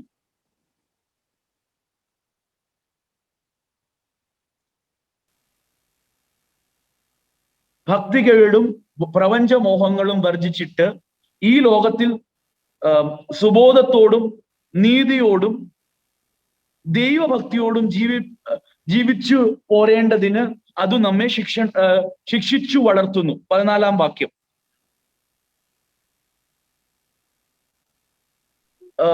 അവൻ നമ്മെ സകല അധർമ്മത്തിൽ നിന്നും വീണ്ടെടുത്തു, സൽപ്രവൃത്തികളിൽ ശുഷ്കാന്തിയുള്ള ഒരു സ്വന്തം ജനമായി തനിക്ക് ശുദ്ധീകരിക്കേണ്ടതിന് തന്നെ താൻ നമുക്ക് വേണ്ടി കൊടുത്തു. ഇത് സോറി 12-ാം വാക്യം. മലയാളത്തിൽ ഞാൻ ഇംഗ്ലീഷ് ബൈബിളാ ഫോളോ ചെയ്യുന്നത്. I am sorry. 12-ാം വാക്യം. നാം ഭാഗ്യകരമായ പ്രത്യാശയ്ക്കായിട്ടും മഹാദൈവവും നമ്മുടെ രക്ഷിതാവുമായ യേശു ക്രിസ്തുവിന്റെ തേജസ്സിന്റെ പ്രത്യക്ഷതയ്ക്കായിട്ടും കാത്തുകൊണ്ട് ഭക്തികേടും പ്രപഞ്ചമോഹങ്ങളും വർജിച്ചിട്ട് ഈ ലോകത്തിൽ. 2-ാം അധ്യായം in the English Bible you can note that in Titus 2:13. in the Malayalam Bible it is Titus 2:12. നാം ഭാഗ്യകരമായ പ്രത്യാശയ്ക്കായിട്ടും മഹാദൈവവും നമ്മുടെ രക്ഷിതാവുമായ യേശു ക്രിസ്തുവിന്റെ തേജസ്സിന്റെ പ്രത്യക്ഷതയ്ക്കായിട്ടും കാത്തുകൊണ്ട്. മഹാദൈവവും രക്ഷിതാവുമായ യേശു കർത്താവ്. യേശു ദൈവമാണ്. ബൈബിളിൽ എവിടെയെങ്കിലും ഉണ്ടോ? ഇസ്ലാം സുഹൃത്തുക്കൾ ചോദിക്കും, നിരീശ്വരവാദികൾ ചോദിക്കും. ഇതാ വാക്യം. മഹാദൈവം ആരാ? യേശു കർത്താവ്. മഹാദൈവവും രക്ഷിതാവുമായ യേശു കർത്താവ്. Our great God and Savior Jesus Christ. No need of any confusion. It is very clear. Jesus is referred to as Savior. God the Father is referred to as Savior. Here Jesus is called as the great God. It may sound confusing because in Trinity, ദൈവവചനം വെളിപ്പെടുത്തുന്നത് in God there are 3 persons, but they are one being, one essence. So God the Father is called the Savior. Jesus is called the Savior. In 2:13, bringing everything together, our great God and Savior Jesus Christ. നമ്മുടെ ധ്യാന വിഷയം മറക്കരുത്. സകല മനുഷ്യർക്കും രക്ഷാകരമായ ദൈവകൃപ ഉദിച്ചിരിക്കുന്നു. ദൈവകൃപ ഉദിച്ചെന്ന് പറയുമ്പോൾ അത് കർത്താവായ യേശു ക്രിസ്തുവിലാണ് നാം ദൈവകൃപ കാണുന്നത്. അത് നാം ഇന്നലെ നോക്കി. ഈ യേശു ക്രിസ്തു ആരാ? തീത്തോസിനോട് പൗലോസിന് പറയാനുള്ളത്, യേശു ക്രിസ്തു വെറും മനുഷ്യനല്ല, ചരിത്രത്തിൽ ജനിച്ച ഒരു മനുഷ്യനായി ജീവിച്ചിട്ട് ദൈവമായി തീർന്നവനല്ല, മഹാദൈവവും രക്ഷകനുമാണ് യേശു കർത്താവ്. He is a great God. He is the Savior of the world. He is Lord Jesus Christ. He is grace personified. കൃപയുടെ ആൾ രൂപമായ യേശു കർത്താവിനെ പൗലോസ് പരിചയപ്പെടുത്തുകയാണ്. കാരണം എന്താ? നാം ഇന്നലെ നോക്കിയതുപോലെ for the grace of God has appeared. ഈ ദൈവകൃപ എന്താണെന്ന് മനസ്സിലാക്കാതെ ഇതിന്റെ മുൻപിൽ പറയുന്ന ആ ജീവിതം സാധ്യമല്ല. ഈ ദൈവകൃപയെ യഥാർത്ഥമായി തിരിച്ചറിയണം. ഈ ദൈവകൃപ യേശു ക്രിസ്തുവിൽ വെളിപ്പെട്ടു. ഈ ദൈവകൃപ യേശു ക്രിസ്തുവിൽ നാം കാണുന്നു. We see the grace of God in the person and work of Jesus Christ. അത് അല്പം കൂടി വിശാലമായി നാം ചിന്തിക്കാൻ പോകുകയാണ്. രണ്ടാമത് നാം കണ്ടു, ഈ ദൈവകൃപ വെളിപ്പെട്ടത് എവിടെയാ? പൗലോസ് അപ്പോസ്തലൻ 1-ാം അധ്യായം 1-ാം വാക്യം. In the English Bible it is Titus 1:3. In the proper time manifested even his word in the proclamation which I was entrusted. എന്നെ ഭരമേൽപ്പിച്ച വചനഘോഷണത്തിൽ തക്ക സമയത്ത് അപ്പോയിന്റഡ് ടൈമിൽ വെളിപ്പെട്ട ദൈവകൃപ വെളിപ്പെട്ടു. വചനമായി വെളിപ്പെട്ട ദൈവകൃപ. ഈ ദൈവകൃപ നമ്മൾ അനുഭവിക്കുന്നത് വചനത്തിൽ കൂടിയ വചന ശുശ്രൂഷയിലാണ് ഈ ദൈവകൃപ അനുഭവിക്കുന്നത്. അത് നാം ഇന്നലെ നോക്കിയതാ. നാം മുൻപോട്ട് വരുമ്പോൾ തീത്തോസിന്റെ ലേഖനത്തിൽ തന്നെ 3-ാം അധ്യായം അതിന്റെ 4 മുതലുള്ള വാക്യങ്ങളിൽ ഇതേ പ്രയോഗം, ദൈവത്തിന്റെ മനസ്സലിവ്, the kindness of God, Titus 3:4, the kindness of God and our Savior, his love for mankind appeared, he saved us. നോക്കിയേ, നമ്മളെ രക്ഷിച്ചപ്പോൾ, കാലാകാലങ്ങളിൽ രക്ഷയുടെ അനുഭവത്തിൽ നാം വന്നപ്പോൾ ഈ ദൈവകൃപ വെളിപ്പെട്ടു. രക്ഷിക്കപ്പെട്ട അനുഭവത്തിന്, ആ രക്ഷയുടെ സന്ദേശത്തിന് നാം നമ്മളെ തന്നെ ഏൽപ്പിച്ചു കൊടുത്തപ്പോൾ ദൈവകൃപ വെളിപ്പെട്ടു. എല്ലാ മാതാപിതാക്കളോടും എല്ലാ യങ് പീപ്പിളിനോടും എനിക്ക് പറയാനുള്ളത്, ദൈവകൃപയുടെ മഹാത്മ്യം നമ്മൾ തിരിച്ചറിയണം. Grace of God is not a fickle thing. അത് നമ്മൾ ഇങ്ങനെ ഉപയോഗിച്ച് അതിന്റെ വില കുറയ്ക്കേണ്ട ഒരു കാര്യമല്ല. അത് ആഴമുള്ളതാണ്, അത് മഹത്വമുള്ളതാണ്, അത് നമ്മളെ നിത്യതയോളം നടത്തുന്നതാണ്. അതാണ് യോഹന്നാൻ അപ്പോസ്തലൻ പറയുന്നത്, അവന്റെ നിറവിൽ നിന്ന് കൃപമേൽ കൃപ. ഒരു സമുദ്രത്തിന്റെ വക്കത്ത് പോയി നിൽക്കുമ്പോൾ one wave comes and hits you, another wave comes and hits you, just as the unending waves of the ocean. The grace of God is an unending reservoir, more wider than the widest ocean in the world. The grace of God is so profound. ആ ദൈവകൃപയുടെ മഹത്വം നാം കാണണം. എപ്പോഴാണ് ദൈവകൃപ വെളിപ്പെട്ടത്? ചരിത്രത്തിൽ മഹാദൈവമായ യേശു കർത്താവ് ഒരു സ്ത്രീയുടെ ഗർഭപാത്രത്തിൽ ഒരു അണുകോശമായി വെളിപ്പെട്ടപ്പോൾ ദൈവകൃപ വെളിപ്പെട്ടു. ആ യേശു കർത്താവിന്റെ ജീവിതത്തിൽ ദൈവകൃപ വെളിപ്പെട്ടു. നമ്മൾ ഇന്ന് നോക്കാൻ പോകുകയാണ് ഈ ദൈവകൃപ യഥാർത്ഥമായി പ്രതിഫലിക്കുന്നത് എവിടെയാണ്. നമ്മളത് നോക്കാൻ പോകുക. അത് പറയാതിരിക്കാൻ എനിക്ക് തരമില്ല. ദൈവകൃപ വചനത്തിൽ കൂടി വെളിപ്പെടുകയാണ്. അതാണ് പൗലോസ് 1-ാം അധ്യായത്തിൽ പറയുന്നത്, എന്നെ ഭരമേൽപ്പിച്ച ഈ വേർഡ്, ഈ വചനത്തിലാണ് ദൈവകൃപ അടങ്ങിയിരിക്കുന്നത്. 3-ാമതായി നാം നോക്കുന്നത്, നമ്മൾ രക്ഷിക്കപ്പെട്ട നിമിഷം, അല്ലെങ്കിൽ കൊരിന്ത്യ ലേഖനത്തിന്റെ ഭാഷയിൽ പറഞ്ഞാൽ 2 കൊരിന്ത്യ ലേഖനം 5-ാം അധ്യായം 17-ാം വാക്യം പറയുന്നത്, ഒരുവൻ ക്രിസ്തുവിലാകുമ്പോൾ അവൻ പുതിയ സൃഷ്ടിയ. അതിന്റെ യഥാർത്ഥ തർജിമ, he is a new creation അല്ല, he is part of a new creation. NIV Bible എടുത്താൽ 2 Corinthians 5:17 പറയുന്നത്, if one is in Christ he is part of the new creation. ഒരു പുതിയ ഓർഡർ ഉണ്ടായി, ഒരു പുതിയ ക്രിയേഷൻ ദൈവം സൃഷ്ടിച്ചു. ദൈവം സൃഷ്ടിച്ച ഈ പുതിയ ഓർഡറിന്റെ ഭാഗമായി തീരുവാൻ, ഈ പുതിയ ഉടമ്പടിയുടെ ഭാഗമായി തീരുവാൻ ദൈവം നമ്മളെ സഹായിച്ചു. അതാണ് കൃപ. പണ്ട് കാലങ്ങളിൽ മറഞ്ഞിരുന്നതും പഴയ നിയമത്തിൽ പൂർണ്ണമായി വെളിപ്പെടാത്ത ഒരു ഗ്രേസിലേക്ക് ദൈവം നമ്മളെ കരം പിടിച്ച് നടത്തുകയാണ്. ആ ദൈവകൃപയുടെ മഹത്വം ഇന്ന് പ്രഭാതത്തിൽ തിരിച്ചറിയുന്നവർ അവരുടെ കരങ്ങളെ ഉയർത്തി ഒന്ന് ദൈവത്തെ സ്തുതിച്ചേ. ആ ദൈവകൃപ അനുഭവിച്ചെന്ന് ഉറപ്പുള്ളവർ കർത്താവിനെ ഒന്ന് സ്തുതിച്ചേ. ഈ പ്രഭാതത്തിൽ ഈ ദൈവകൃപയുടെ മഹത്വം കാണാതെ നമ്മൾ പോകരുത്. ഒന്ന് നമ്മൾ മനസ്സിലാക്കണം, ചരിത്രത്തിൽ വെളിപ്പെട്ടു, വചനത്തിൽ കൂടി വെളിപ്പെട്ടു. ആ വചനത്തിൽ കൂടി വെളിപ്പെട്ടത് അല്പം വിശദീകരിക്കേണ്ടതാ, അവിടേക്ക് ഞാൻ ഇപ്പോൾ പോകുന്നില്ല. രക്ഷയുടെ അനുഭവത്തിൽ നാം വന്നപ്പോൾ, ഒരു പുതിയ സൃഷ്ടിയുടെ ഭാഗമായി നാം മാറിയപ്പോൾ ഈ ദൈവകൃപ വെളിപ്പെട്ടു. ഈ ദൈവകൃപയുടെ വെളിപ്പാട് ശരിക്കും നാം ഗ്രഹിച്ചിട്ടുണ്ടോ എന്ന് അറിയാൻ ഞാൻ ഒരു ചോദ്യം ചോദിക്കാം. എവ്രിവൺ ജസ്റ്റ് നിങ്ങളുടെ ശ്രദ്ധ എൻ്റെ കൂടെ ഉണ്ടെന്ന് ഞാൻ വിശ്വസിക്കട്ടെ. എന്നാൽ പോലും നിങ്ങളുടെ ശ്രദ്ധയെ ഒന്നുകൂടെ തട്ടി ഉണർത്തുവാൻ വേണ്ടി ഞാൻ നിങ്ങളോട് ചോദിക്കാം, ഞാൻ അല്ലെങ്കിൽ നമ്മൾ എല്ലാവരും ദൈവകൃപ അനുഭവിക്കുന്നവരാണ്, അല്ലെങ്കിൽ അനുഭവിച്ചിട്ടുണ്ട്. അതിന്റെ തെളിവെന്താ? What is the proof that you and me are experiencing God's grace? Just think. ഞാൻ നിങ്ങളെ കൊണ്ട് ഇപ്പോൾ പറയിപ്പിക്കുന്നില്ല. പക്ഷെ ഒരു നിമിഷം ചിന്തിച്ച്, പേഴ്സണലായി ചിന്തിച്ച്, ഇത് വേറെ എന്തോ കോൺസെപ്റ്റ് മനസ്സിലാക്കി നോട്ട് എഴുതി എല്ലാം മനസ്സിലായി, ഇതുവരെ കേൾക്കാത്ത ഒരു ചില കാര്യങ്ങൾ, അതൊന്നുമല്ല. Not that. ഇത് നമ്മളിൽ അപ്ലൈ ആകണം. It should hit home. It should hit our personal life. It should apply to every area of our life. Just one question. How can we be sure that we have experienced this grace of God? How do we know that we have experienced this grace of God? എനിക്കറിയാം സമയം വളരെ മുൻപോട്ട് പോകുന്നു, എങ്കിലും how can we really know that grace of God has invaded our lives? ദൈവകൃപ നമ്മുടെ ജീവിതത്തിൽ കയറി, അല്ലെങ്കിൽ ഈ രക്ഷാകരമായ ദൈവകൃപ എൻ്റെ ജീവിതത്തിൽ ഉദിച്ചു. എങ്ങനെ അറിയാം? നമ്മൾ ഇതുവരെ മനസ്സിലാക്കി ഈ ദൈവകൃപ യേശുവിലാണ് വെളിപ്പെട്ടത്. നമ്മൾ കണ്ടു ഈ ദൈവകൃപ ദൈവവചനത്തിലാണ് അടങ്ങിയിരിക്കുന്നത്. നാം പുതിയ സൃഷ്ടിയാകുമ്പോൾ ഈ ദൈവകൃപയുടെ ഉപഭോക്താക്കളായി, അനുഭവസ്ഥരായി നാം മാറുന്നു. ഇതെല്ലാം ശരിയാ, ഇറ്റ്സ് ഓൾ റൈറ്റ്, ഇതെല്ലാം കറക്റ്റാ.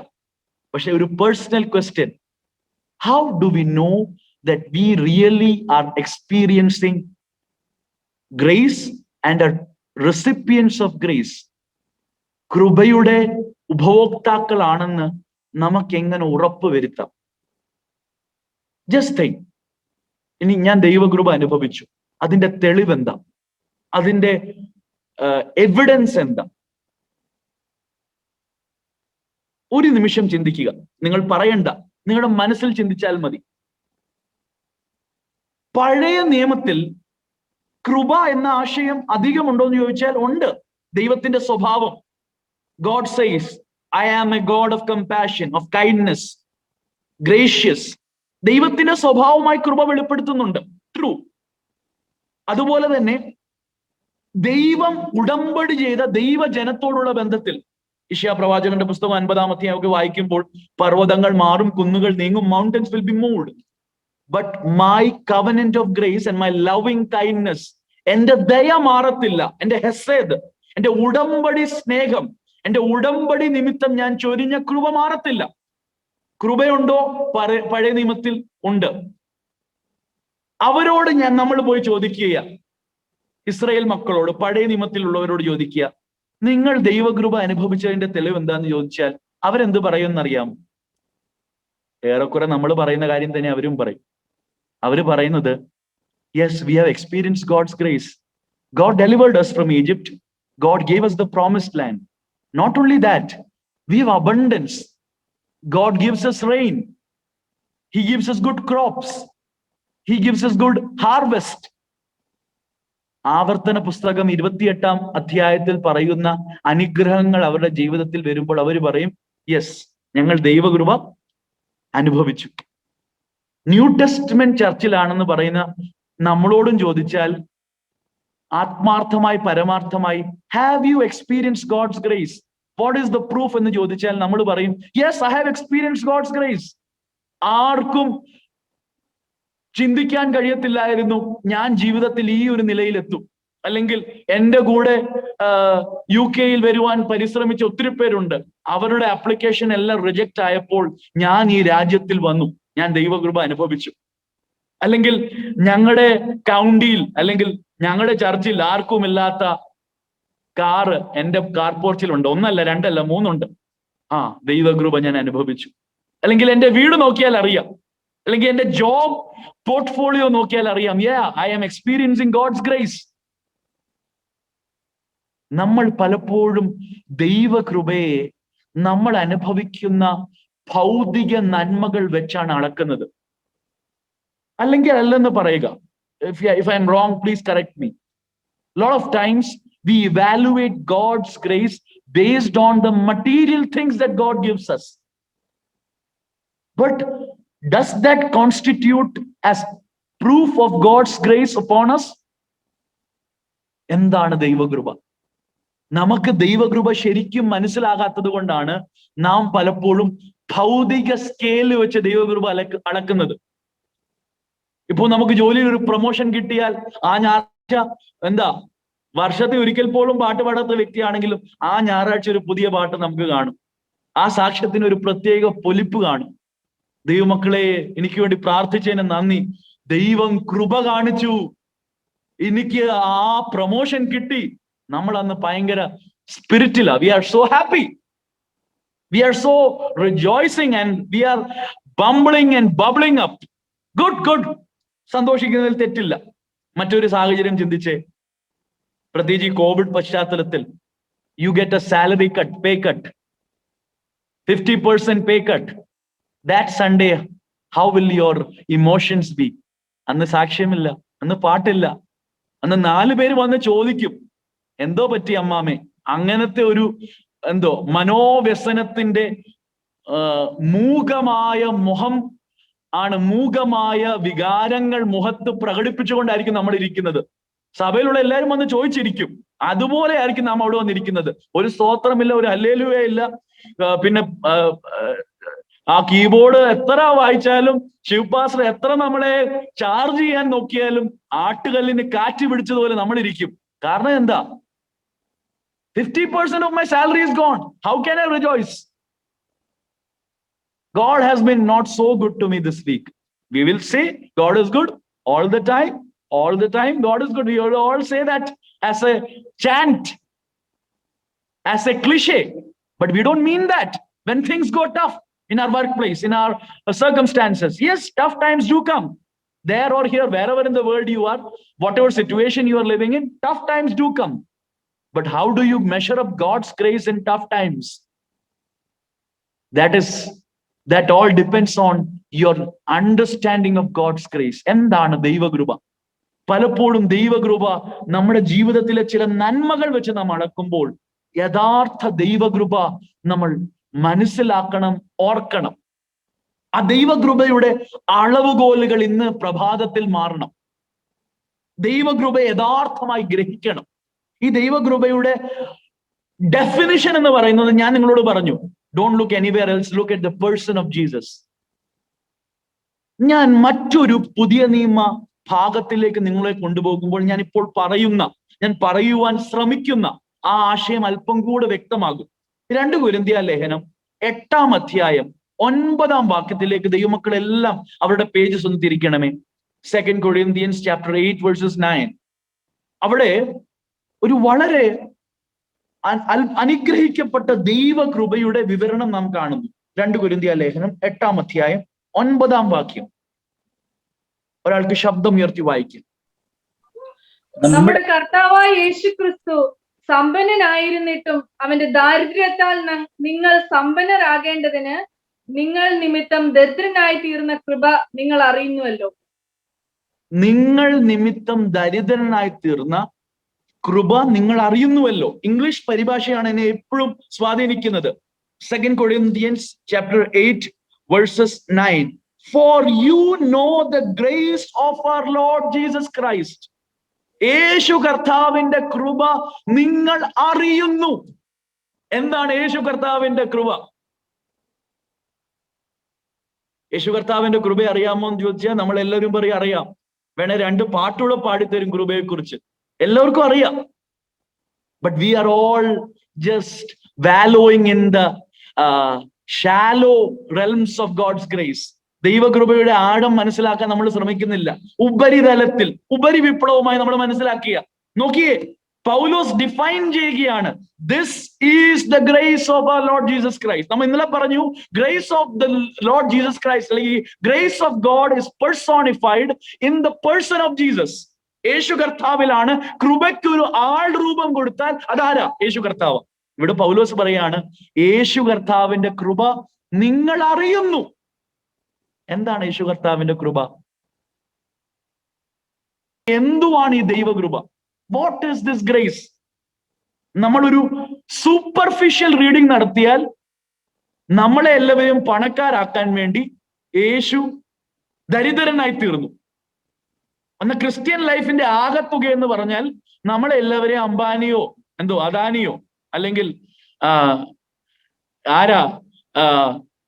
ബിൽഗേറ്റ്സോ ആയിക്കോട്ടെ, അവരെ പോലെ വലിയ സമ്പന്നനാക്കാൻ വേണ്ടിയാണ് യേശു കർത്താവ് ദരിദ്രനായി തീർന്നു. എന്നൊരു ആശയമാണ് പലർക്കും കിട്ടുന്നത്. ഒരു നിമിഷം നമ്മൾ ഇവിടെ നിന്ന് ഈ വചനം ഒന്ന് മനസ്സിലാക്കാൻ ശ്രമിക്കുക. നമ്മുടെ വിഷയം ദൈവകൃപയാണ്. ഇവിടെ തീത്തോസുമായിട്ട് വളരെ ബന്ധപ്പെട്ട് കിടക്കുന്ന ഭാഗമോ. കാരണം പൗലോസ് 8-ാം അധ്യായം 23-ാം വാക്യത്തിൽ പറയുന്നത്, Titus 8:23, he is my partner and fellow worker. They are messengers of the churches, a glory to Christ. ദൈവസഭകൾക്കുള്ള ഒരു ഡെലിഗേറ്റായി ഈ ടൈറ്റസിനെ പലയിടങ്ങളിൽ അയക്കുക.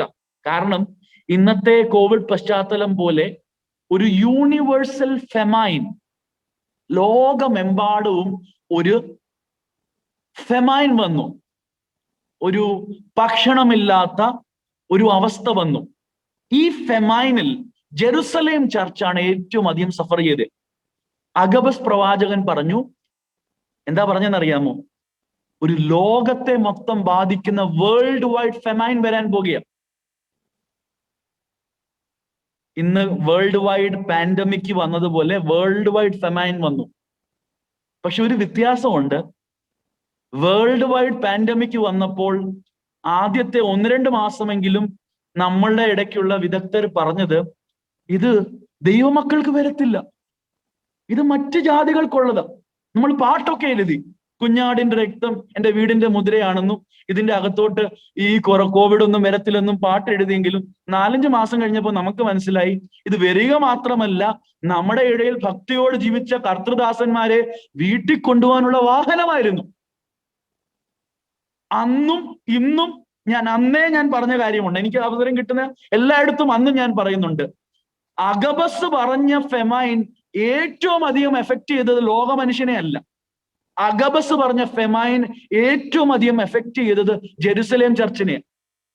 പെന്തക്കോസ്ത് നാളിൽ അഭിഷേകം പ്രാപിച്ച് ലോകത്തെ സ്പർശിക്കുന്ന ദൈവശക്തി ആവസിച്ച ജെറുസലേം ചർച്ച്, ദൈവസഭയുടെ മദർ ചർച്ച്. ലോകത്തിൽ കാണുന്ന എല്ലാത്തിന്റെ മദർ ചർച്ച് റോമല്ല, ലോകത്തിൽ കാണുന്ന എല്ലാത്തിന്റെ മദർ ചർച്ച് ജെറുസലേമാണ്. ആ മദർ ചർച്ചിൽ ക്ഷാമമേറ്റു. നമ്മൾ പറയും, അവർക്ക് അത്ര ദൈവകൃപ ഇല്ലാത്തതുകൊണ്ടായിരിക്കും ബ്രദറെ. നമ്മുടെ ഡിഫിനിഷൻ അതാ. ദൈവകൃപ ഉണ്ടെങ്കിൽ ലോക മനുഷ്യൻ ക്ഷാമം വന്നാലും പട്ടിണി കിടന്ന് ചത്താലും നമ്മളെ ബാധിക്കരുത്.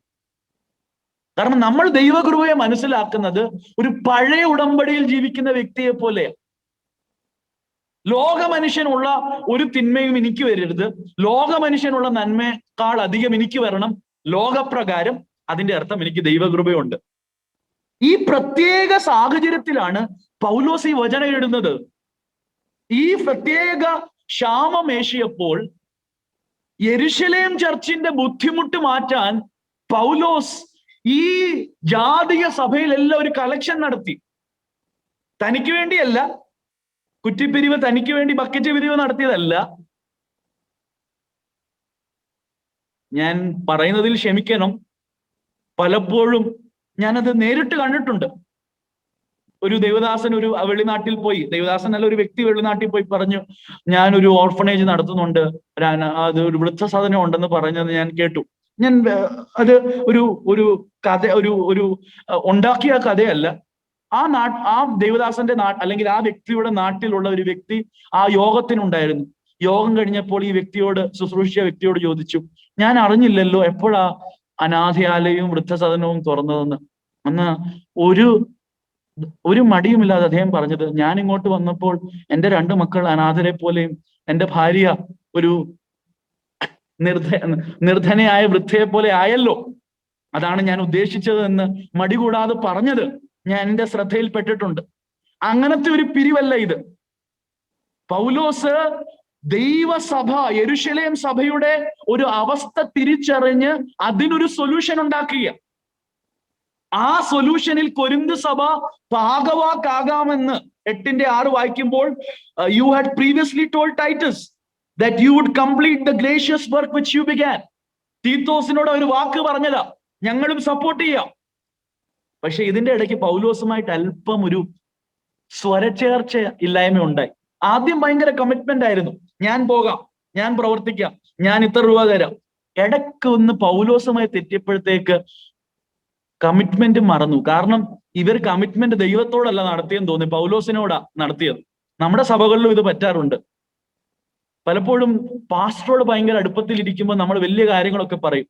പാസ്റ്ററോട് എന്തെങ്കിലും പാസ്റ്റർ പറഞ്ഞ ഒരു കാര്യമോ ഇഷ്ടപ്പെട്ടില്ലെങ്കിൽ പിന്നെ നമ്മൾ പറഞ്ഞതും മറന്നു പോവും. അതുവരെയുള്ള ആത്മീയ സമർപ്പണം വിട്ട് നമ്മൾ ആ സഭയിലെ ഏറ്റവും പുറകിൽ പോയിരിക്കുന്ന സ്ഥിതികളൊക്കെ ഞാൻ കണ്ടിട്ടുണ്ട്. പാസ്റ്ററുമായിട്ടല്ല പ്രതിജ്ഞ ചെയ്യുന്നത്, നമ്മൾ ചെയ്യുന്ന ഓരോ പ്രതിജ്ഞയും ദൈവത്തിന്റെ മുൻപിലാണ് ചെയ്യുന്നതെന്ന് മറന്നു പോകരുത്. ദൈവദാസന്മാരും വ്യക്തികൾ മാറും, മനുഷ്യർ ഇന്ന് കാണുന്നത് പോലെ അല്ലായിരിക്കും നാളെ. പക്ഷേ ദൈവത്തോട് നമ്മളൊരു ബന്ധം സ്ഥാപിച്ചിട്ടുണ്ടെങ്കിൽ, ദൈവത്തിന്റെ മുൻപാകെ നമ്മളൊരു തീരുമാനം എടുത്തിട്ടുണ്ടെങ്കിൽ അത് നിവർത്തിക്കുവാൻ മനുഷ്യരുടെ മുഖം നോക്കണ്ട, അത് നിവർത്തിക്കുക തന്നെ ചെയ്യണം. ഞാൻ ഇത്ര സന്ദർഭം പറഞ്ഞു വന്നപ്പോൾ പറഞ്ഞെന്ന് മാത്രമേ ഉള്ളൂ. ഈ ഒരു പ്രത്യേക സാഹചര്യത്തിൽ കൊരിന്ത്യരോട് പറയുകയാണ്, remember the grace of our Lord Jesus Christ. എന്താണ് യേശു കർത്താവിന്റെ കൃപ? യേശു കർത്താവിന്റെ കൃപ, അവൻ സമ്പന്നനായിരുന്നു, അവൻ മഹാദൈവമാണ്. Not financial prosperity. He was God, equal to God. He was in heaven. സ്വർഗത്തിന്റെ മണിമകുടമായി സ്വർഗത്തിൽ പിതാവിന്റെ മുഖം കണ്ടുകൊണ്ട് നിത്യത മൊത്തം ആ ദൈവ കൂട്ടായ്മയിൽ നിലനിന്ന പുത്രൻ തമ്പുരാൻ മനുഷ്യനായി ഇറങ്ങി വന്നതാണ് ദാരിദ്ര്യം. He took on human flesh. He who donned the glories of heaven. On him, the angels of heaven could not look. They shielded their eyes with their wings. Such a glorious one. He took off his glory. He did not stop being God, but he took off his glory and came down. That is his poverty. അതാണ് ദൈവകൃപ, അതാണ് ദൈവകൃപ. മഹത്വം ഉരിഞ്ഞു വെച്ച്, അല്ലെങ്കിൽ ആ മഹത്വത്തിന്റെ മേൽ മനുഷ്യത്വം കൊണ്ട് മൂടി ഭൂമിയിലേക്ക് ഇറങ്ങി വന്ന് ദരിദ്രനായി തീർന്ന്, പരമസമ്പന്നനി ധരണിയിലേറ്റം ദരിദ്രനായി തീർന്നു സ്വമനസാൽ. അടുത്ത വരികൾ ഞാൻ പറയുന്നില്ല. ആ തേജസ് വാരിച്ചുറ്റിയവൻ പഴം തുണി ധരിച്ചത് ചെറിയ സംഗതിയല്ല. ഇതാണ് ദൈവകൃപ, ഇതാണ് ദൈവകൃപ. മഹത്വവാനായവൻ പഴം തുണി ധരിച്ച് ഭൂമിയിൽ മനുഷ്യനായി തീർന്നു. എന്തിനാണ് തീർന്നത്? എന്നെ എല്ലാം അംബാനിയാക്കി എന്റെ വീട്ടിന്റെ മുറ്റത്ത് കാഡിലാക്ക് കൊണ്ടുവരാൻ വേണ്ടിയല്ല. ഈ ദൈവകൃപ വെളിപ്പെട്ടത് എന്റെ പാപത്തിൽ ജീർണിച്ചു കിടന്ന ഞാൻ, നിത്യനാശത്തിൽ പോകാനിരുന്ന ഞാൻ, a son worthy of hell, നിത്യ നരകത്തിന് ഇരട്ടി യോഗ്യനായ എന്നെ രക്ഷിക്കുവാൻ വേണ്ടി, എന്റെ ഈ പാപപങ്കുലമായ അവസ്ഥയിൽ നിന്ന് സ്വർഗസ്ഥലങ്ങളിൽ എന്നെ തന്നോടുകൂടെ ഇരുത്തുവാൻ വേണ്ടി ഒരു ഗ്രേറ്റ് എക്സ്ചേഞ്ച്. സ്വർഗം വെടിഞ്ഞവൻ ഇറങ്ങി വന്നത് ഞാൻ സ്വർഗത്തിന് അവകാശിയായി മാറാനാണ്. ഇതാണ് ദൈവകൃപ, ദിസ് ഗ്രേറ്റ് എക്സ്ചേഞ്ച്. ഇതാണ് നമ്മൾ ഓർക്കേണ്ടത്. ഗുഡ് ഫ്രൈഡേയിൽ മാത്രമല്ല, ആണ്ടിന്റെ ഓരോ ദിവസവും നമ്മൾ ഓർക്കേണ്ടത്, എന്നെ രക്ഷിച്ച ദൈവകൃപ. ഞാൻ യോഗ്യനായിട്ടല്ല, ഞാൻ കുലമഹിമ ഉള്ള വ്യക്തിയായിട്ടല്ല, ഞാൻ ലോകത്തിന്റെ വഴിത്താരയിൽ കൂടി പാപത്തിന്റെ മോഹങ്ങളിൽ മുഴുകി സഞ്ചരിച്ച ഒരു കാലമുണ്ട്. പക്ഷേ നിത്യസ്നേഹം എന്നെയും തേടി വന്ന് വിശുദ്ധന്മാരുടെ പന്തിയിൽ നിന്ന് ഇരുത്തിയതോർക്കുമ്പോൾ ഞാൻ ആരും ഏലായിടണ്ട, ഞാൻ മതിമറന്ന് ദൈവത്തെ സ്തുതിക്കും. ഇന്നത്തെ ജോലി ഉണ്ടെങ്കിൽ സ്തോത്രം, നാളെ ജോലി പോയാൽ സ്തോത്രം, ദൈവം നഷ്ടപ്പെട്ട ജോലി തന്നാലും സ്തോത്രം. എന്ത് ഭവിച്ചാലും എന്ത് സംഭവിച്ചാലും ദൈവകൃപ ഞാൻ അനുഭവിച്ചു. അളവില്ലാത്ത അർഹതയില്ലാത്ത ദൈവകൃപ ക്രിസ്തുയേശുവിൽ എനിക്ക് വേണ്ടി പകരപ്പെട്ടു. ആരും എന്നെ പ്രേരിപ്പിക്കേണ്ട, ഒരു മനുഷ്യന്റെ മുഖം എനിക്ക് നോക്കണ്ട. ഞാൻ ദൈവകൃപ അനുഭവിച്ചവനാണ്. അവൻ ദരിദ്രനായി തീർന്നത് എന്നെ സമ്പന്നനാക്കാൻ വേണ്ടിയാണ്. ഇതാണ് ദൈവകൃപയുടെ മഹത്വം. ബ്രിസ്റ്റോളിലെ ദൈവമക്കളെ, ഈ ദൈവകൃപ നമ്മുടെ ഉള്ളിൽ വ്യാപരിച്ചാലില്ലേ, ഈ ദൈവകൃപയുടെ ആഴം നമ്മൾ മനസ്സിലാക്കിയാലില്ലേ, we will not be the same again. We will not be the same again. He made me rich, richer than anyone else, not in material terms. ഈ ലോകത്തിൽ ഞാൻ ദരിദ്രനായിടിലും നിൻ സ്നേഹം മതി എനിക്ക്. എന്താ? ദൈവസ്നേഹം എന്നെയും ആത്മാവിനാൽ സമ്പന്നനാക്കിയല്ലോ. നമ്മുടെ പിതാക്കന്മാർക്ക് ഈ ദൈവകൃപ അറിയാമായിരുന്നു. നമ്മുടെ പിതാക്കന്മാർ ഈ ദൈവകൃപ രുചിച്ചറിഞ്ഞവരാ. അതാണ് പള്ളിയും പള്ളിമേടയും വിട്ട് ആഴിയെന്നോർത്തില്ല, ആഴം ആരാഞ്ഞില്ല, അലകളെ ഭയപ്പെടാതെ യേശുവിന്റെ വാക്ക് കേട്ട് അവരിറങ്ങാൻ കാര്യം അവർ ദൈവകൃപ അനുഭവിച്ച തലമുറയാണ്. Today a generation is growing up who don't know the grace of God, who have missed the grace of God. Young people who are listening to me, you may be studying, you may be working, you may be engaged in different activities. Let God's blessing be upon all that you are doing. Let it be so. But you should not miss this grace of God. Let it never be so that you end up living in a Christian hope, end up attending Sunday school, going to church every Sunday or through Zoom. But if you miss God's grace, even if you gain the whole world, you are having a big loss which you cannot cover up even for all eternity if you miss the grace of God. This morning, I implore the young people, this grace of God came down for you. This is the great exchange. ഇതാണ് വലിയ കൈമാറ്റം. പലപ്പോഴും ക്രൂശിനെ നമ്മൾ മനസ്സിലാക്കുന്നത് യേശു കർത്താവ് ക്രൂശിൽ സഹിച്ച ആ കഷ്ടാനുഭവങ്ങൾ അല്ലെങ്കിൽ ആ പങ്കപ്പാടുകൾ. Right, I am with you, because ഒരു മനുഷ്യന് സഹിക്കാവുന്നതിലും ഏറ്റവും പെയിൻഫുൾ ആയിടത്താണ് ക്രൂശിൽ. അവിടെയാണ് ദൈവകൃപ വെളിപ്പെട്ടത്. ഞാൻ ആ ദൈവകൃപ, ക്രൂശിൽ വെളിപ്പെട്ട ദൈവകൃപയെ ഒന്ന് ദൈവമക്കളുടെ മുൻപാകെ പറയാൻ എനിക്ക് വലിയ നിയോഗമുണ്ട്. Don't look down on this. Don't think that gospel or the message of the cross is just an entry ticket. രക്ഷിക്കപ്പെടാൻ മാത്രം ഉള്ള ഒരു സന്ദേശമല്ല ക്രൂശ്. പൗലോസിന്റെ ഭാഷയിൽ പറഞ്ഞാൽ ക്രൂശിക്കപ്പെട്ട യേശുവിനെ അല്ലാതെ മറ്റൊന്നും അറിയാത്തവനെ ഞാൻ നിങ്ങളുടെ നടുവിൽ നിൽക്കാൻ ആഗ്രഹിച്ചു. Because cross is not just the starting point of Christian life. It is the entire course of the Christian life. ഈ ക്രൂശിലാണ് ദൈവം ദരിദ്രനായി തീർന്ന് ആ ക്രൂശിൽ നോക്കിയേ. Yes, the pain is there, the scourging, the mocking. ഒരു ഇറച്ചിക്കടയിൽ മാംസം തൂക്കിയിടുന്നത് പോലെ അർത്ഥനഗ്നനായി യേശുവിനെ ക്രൂശിൽ തൂക്കിയിടുകയാണ്. It is painful, it's humiliating, it is excruciating pain. പക്ഷെ ക്രൂശിന്റെ ആ യഥാർത്ഥ ആത്മിക യാഥാർത്ഥ്യം ഫിസിക്കൽ കണ്ണുകൾ കൊണ്ട്, ഫിസിക്കൽ ഐസ്, നഗ്ന നേത്രങ്ങൾ കൊണ്ട് കണ്ടാൽ മനസ്സിലാകത്തില്ല. There is something spiritual happening. There is something happening in the spiritual realm. ഇവിടെ 8:9 ആ എക്സ്ചേഞ്ചിനെ കുറിച്ച് പറയുന്നത് in terms of rich and poor, richness and poverty. അവൻ സമ്പന്നനായിട്ട് ദരിദ്രനായി തീർന്നു, നമ്മുടെ ദാരിദ്ര്യത്തെ മാറ്റി നമ്മളെ സമ്പന്നനാക്കാൻ. ഇത് മറ്റീരിയൽ ടേംസിൽ സ്പിരിച്വൽ റിയാലിറ്റി പറയുക. ഈ 2 കൊരിന്ത്യർ ലേഖനത്തിൽ തന്നെ ഞാൻ വായിപ്പിക്കുന്നില്ല. 5:21 വരുമ്പോൾ ഈ ഗ്രേറ്റ് എക്സ്ചേഞ്ച് അല്പം കൂടെ, ഈ ദൈവ കൃപയുടെ കൈമാറ്റം, ഈ ഗ്രേറ്റ് എക്സ്ചേഞ്ചിൽ എന്താ നടന്നത്? ആ 2 കൊരിന്ത്യർ 5:21, 2 Corinthians 5:21. He who knew no sin became sin so that we could become the righteousness of God. പാപം അറിയാത്തവനെ നാം അവനിൽ ദൈവത്തിന്റെ നീതി ആകേണ്ടതിന് ദൈവം അവനെ പാപമാക്കി. എന്തുവാ ക്രൂശിൽ നടന്നത്?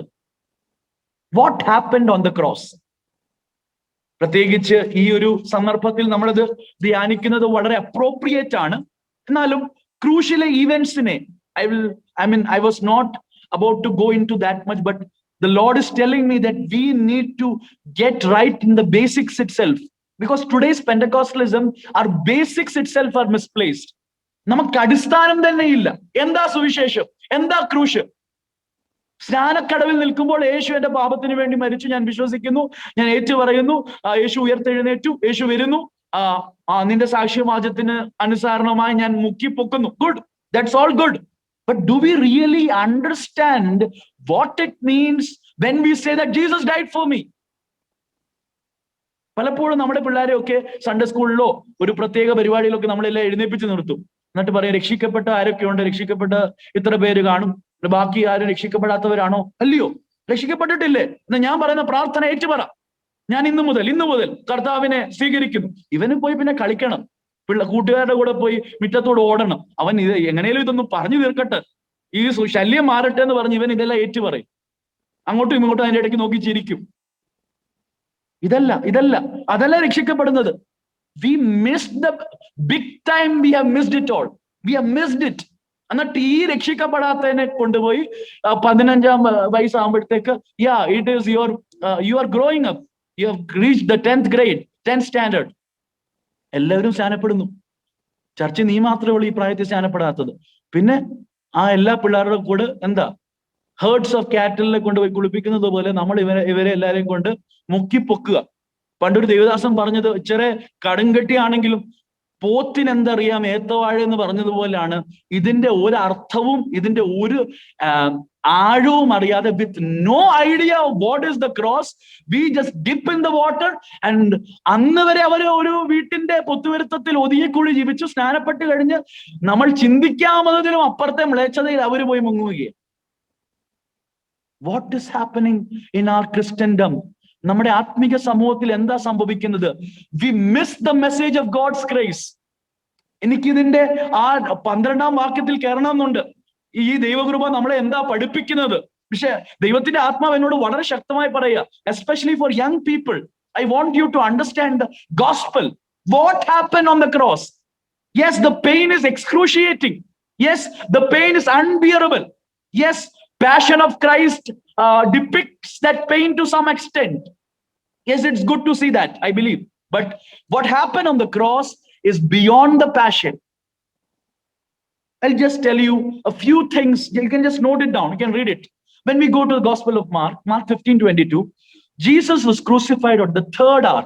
3-ാം മണി നേരത്താണ് യേശുവിനെ ക്രൂശിക്കുന്നത്. Mark 15:22. And when we go to Mark 15:34, 9-ാം മണി നേരം വരെ യേശു ക്രൂശിൽ കിടക്കുക. ഞാനൊരു സിമ്പിൾ ചോദ്യം ചോദിക്കട്ടെ, ഈ 3-ാം മണി എപ്പോഴാ? ആരും പറയണ്ട. ഈ 3-ാം മണി എന്താണെന്ന് പോലും നമുക്കറിയത്തില്ല. 3-ാം മണി എന്ന് പറയുന്നത് it is 9 o'clock in the morning. 9-ാം മണി പറയുന്നത് 3 o'clock in the afternoon. So Jesus was on the cross for 6 hours. Many people have been on the cross longer. History says even for 1 week, in rare cases, Jesus relatively had a shorter time on the cross. Jesus said 7 sayings. We all know that. What happened on the cross? Especially 6-ാം മണി നേരമായപ്പോൾ സൂര്യൻ ഇരുണ്ടു. At noon, the sun became dark. It became pitch blank, pitch dark. And for 3 hours, there is silence. No words from the cross. Everyone is terrified. People are running helter-skelter. From the 6th hour to the 9th hour, for 3 hours, there is pitch darkness. And in Mark 15:34, in the 9th hour, Jesus is crying out, my God, why have you forsaken me? See, this is also very, very sensitive. Some non-Christians come and ask us, നമ്മളോട് വന്ന് ചോദിക്കും, oh, so Jesus gave up. God gave up on Jesus. Oh, Jesus is saying, my God. That means Jesus is not God. All that questions, I have no time to deal that.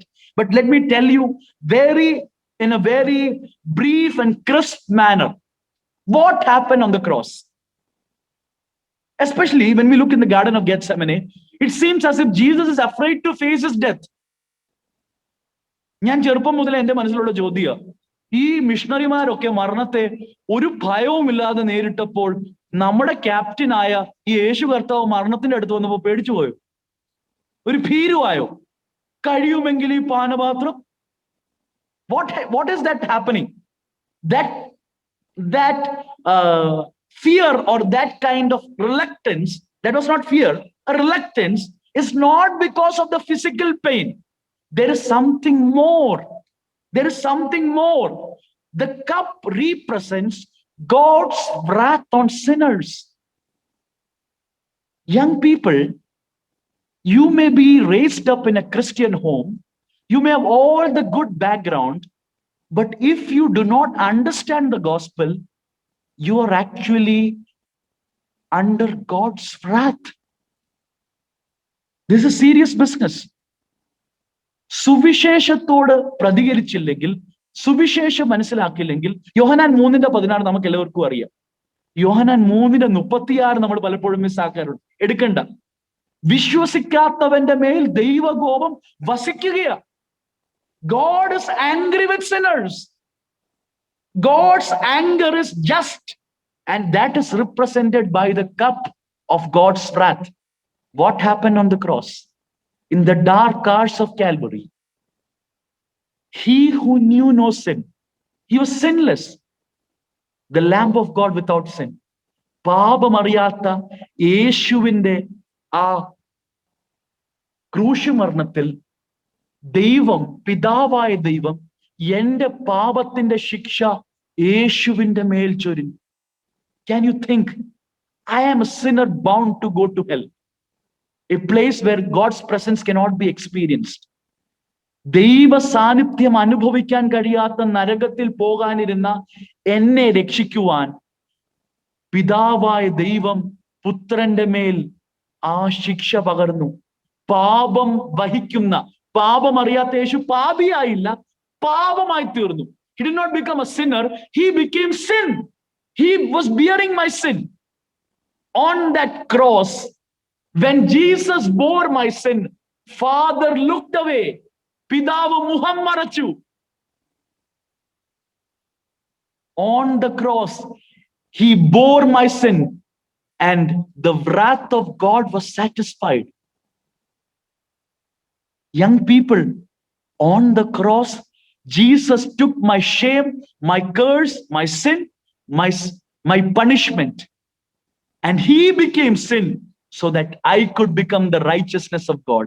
ഇതാണ് ദൈവകൃപ. ഞാൻ deserve ചെയ്യുന്നത് ദൈവകോപമാണ്. പക്ഷെ ആ ദൈവകോപം deserve ചെയ്യാത്ത യേശു നിത്യത മുതൽ നിത്യത വരെ ഒരിക്കലും പിരിയാത്ത ആ ബന്ധത്തിൽ a shadow is falling, ഒരു നിഴൽ വീഴുക, പിതാവ് മുഖം തിരിക്കുക. അപ്പോഴാണ് യേശു ക്രൈ ഔട്ട് ചെയ്യുന്നത്. പ്രകൃതി പോലും ഇരുണ്ടുപോയി.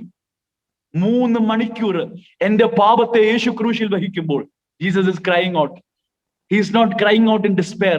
He is crying out because the fellowship is facing a crisis. ആ ഫെലോഷിപ്പിൽ പിതാവും പുത്രനും തമ്മിലുള്ള ബന്ധത്തിൽ ഒരു നിഴൽ വീഴുക, ഒരു ഷാഡോ വീഴുക. യേശു പറയുക, എന്റെ ദൈവമേ, എന്റെ ദൈവമേ, നീ എന്നെ കൈവിട്ടത് എന്തിന്? നമ്മളെ എന്നേക്കും തന്നോട് കൂടെ ചേർക്കുവാൻ വേണ്ടി, ആ ദൈവ സാന്നിധ്യത്തിൽ പ്രവേശിക്കുവാൻ യോഗ്യതയില്ലാത്ത എന്നെ ദൈവ സാന്നിധ്യത്തിൽ നിർത്തുവാൻ വേണ്ടി, ആ സാന്നിധ്യം എന്നിൽ പകർന്ന് അവന്റെ മന്ദിരമാക്കി എന്നെ മാറ്റുവാൻ വേണ്ടി, ദൈവ സാന്നിധ്യം വഹിക്കുന്ന ഒരു വ്യക്തിയാക്കി മാറ്റുവാൻ വേണ്ടി യേശു ആ ശാപമരത്തിൽ എനിക്ക് പകരക്കാരനായി മാറി. ഇതാണ് അവൻ ദരിദ്രനായി തീർന്നത് എന്നെ സമ്പന്നനാക്കാൻ, അവൻ പാപമായി തീർന്നത് എന്നെ നീതിയായി തീർക്കാൻ. You know, the moment you believe this, how worse your past is, that does not matter. How bad you lived your life, that does not matter. The moment you believe this great exchange, you are covered with the righteousness of Christ. God looks at you as if you are like Jesus, sinless. You are justified by faith.